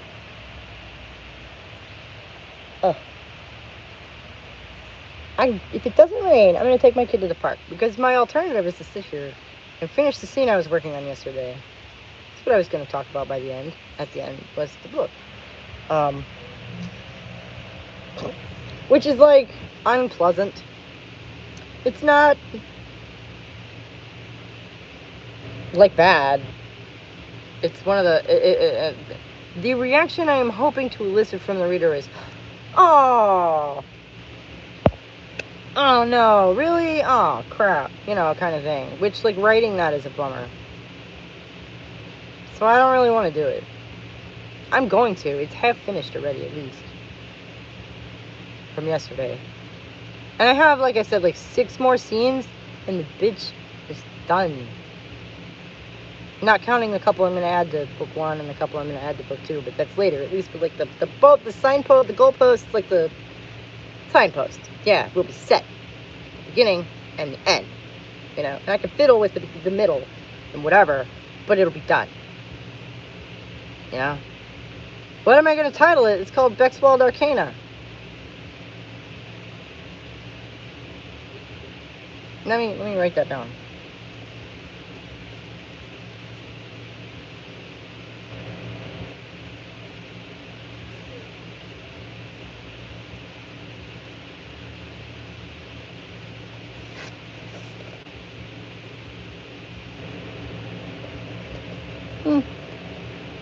I have some videos of the first few chapters of book 1. If you want to. Yes, I've mentioned it many times. I don't always mention the title. I should. Yeah, no, Bexwald Arcana is the name of the book.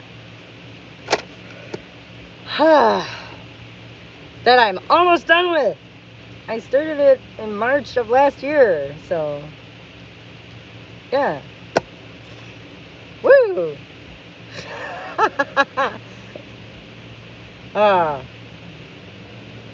Writing a full novel is like a mad thing. Like, I guess George R.R. Martin takes decades to write his, right? So 14 months is not bad at all.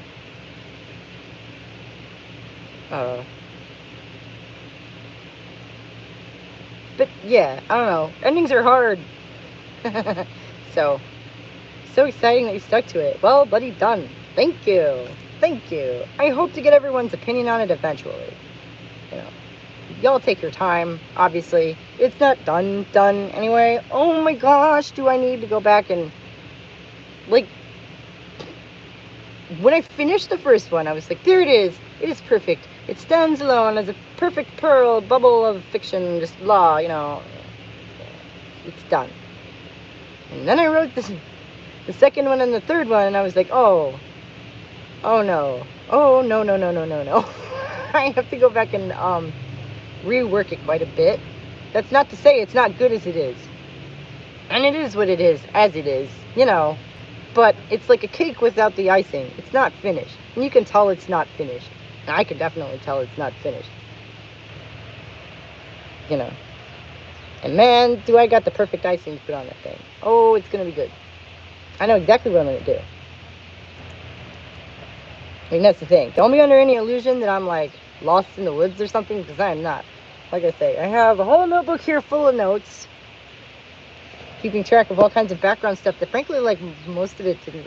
I mean, you know how world building is, right? And God, this is actually just set in a real place. I mean, fuck creating a fictional universe. That could take forever. I'm just lazy and, you know, put magic in the real world. Basically. But still, the hardest part is finishing it all, making the story just right. Yeah, exactly. And what, you know, maintaining the arcs, you know, and putting the pillars in where they need to go and wrapping everything up. And I was so pleased with myself because at the beginning of book 3, you know, I brought together a lot of different characters and a lot of different mysterious elements and started, you know, and was sort of juggling them around and you know, mulling them around and percolating them. And that's fun. But so then by the end of the 3rd book, I have to wrap all of that shit up, right? And tie up all those loose ends that I pulled out. So that's been fun. And I'm pretty happy with how I've managed to actually do that. And the only reason I've managed to do that is because I've kept notes all along. Oh my God.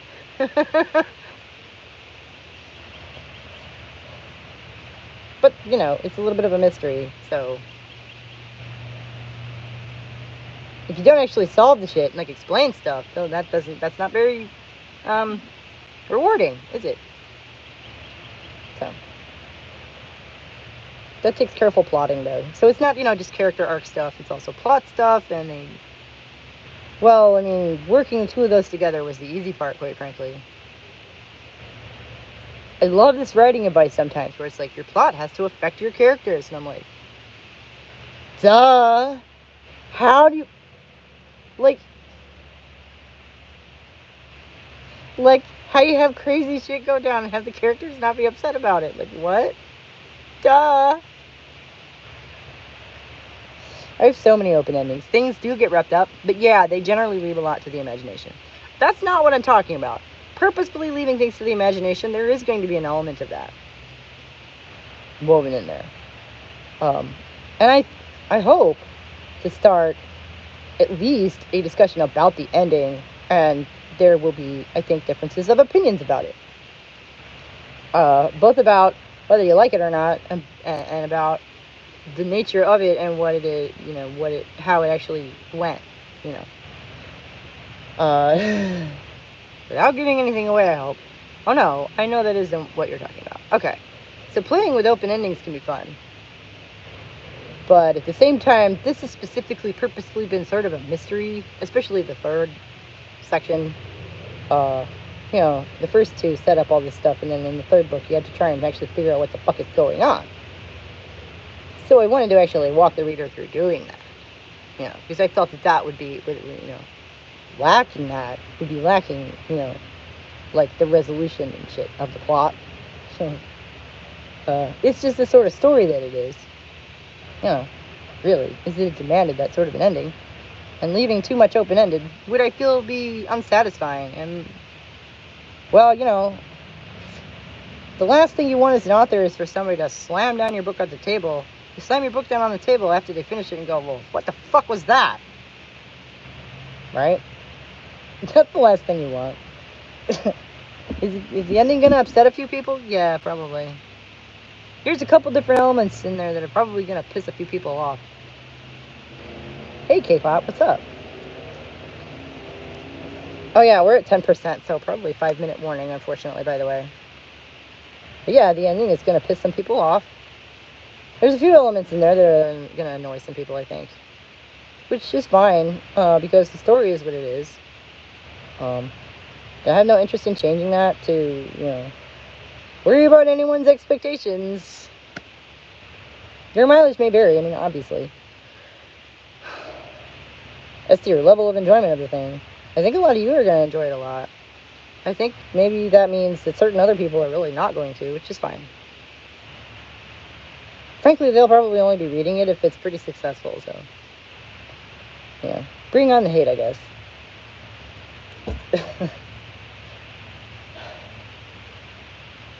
Did you discover things about the ending as you were writing it, or did you mold things to fit an ending? Both. And I'm actually still in the process of writing the ending, so I will let you know. Hopefully by next weekend, how that went. That's a crazy thought. Huh. Because, yeah, I got 6 scenes to write, but some of them are pretty short. I started with close to 11, I think. And I got about half of them done during this week. But half of those were, as I've said, at this point, I've drawn the characters and the settings and stuff to the point where a lot of times I can pretty much kind of just launch into the dialogue. And I really don't have to say a whole lot of descriptive shit. Because, we've been to this character's house half a dozen times already. So I can just kind of put reminders here and there of the setting, to kind of redraw it for you. And I don't have to go back through all the, and the characterizations of the characters. Who these people are and where they are and basically what's going on already. Because, hello, if people get together, what I'm thinking of is these certain characters have been getting together for dinner every so often for years, right? So the fact that they're sitting around the table having dinner, you get it, So I can just launch into the dialogue, which makes writing the scene a lot easier and a lot shorter. So that's been nice. Looking forward to reading it. I am looking forward to you reading it and hearing your feedback, because, yeah. Oh, it's a lot of work, but it's a labor of love. Truly, truly, truly. I do not mean to complain. And yeah, I have discovered some things about the ending along the way, and about the, sometimes I will discover some things about a scene while I'm writing it, and I'll go, oh, okay, yeah, that's, yeah. So, I'm a planner and a pantser, I guess, and I plan meticulously, okay? I have scenes, sketched out, sometimes with the dialogue already done, before I sit down to actually write the damn thing. And they go together. It's like knocking over stacked dominoes. It just goes and I can sit and I wrote a really complicated scene actually last Monday or something in an afternoon, because I knew exactly what needed to happen and exactly what everybody was going to say. Well, except for one thing, because there was one element actually in that one that just sort of popped out in the dialogue, and I was like, right, yeah, thanks, I'm not complaining at all. I just was talking about how it's a lot of work. It is, but nah. So it's a lot of good things, right? There was one character who that came out in the dialogue. The dialogue ended up being just a little bit different. I was like, oh yeah, that makes sense. All right, yeah, cool. Running with that, and I'm not even surprised really. I shouldn't be. Not much anymore. It's always a little bit of a surprise when that kind of thing happens. But the damn thing just fell in my lap to begin with. I don't know, just one day. So, to begin with. So, are there a couple of things that are probably going to pop up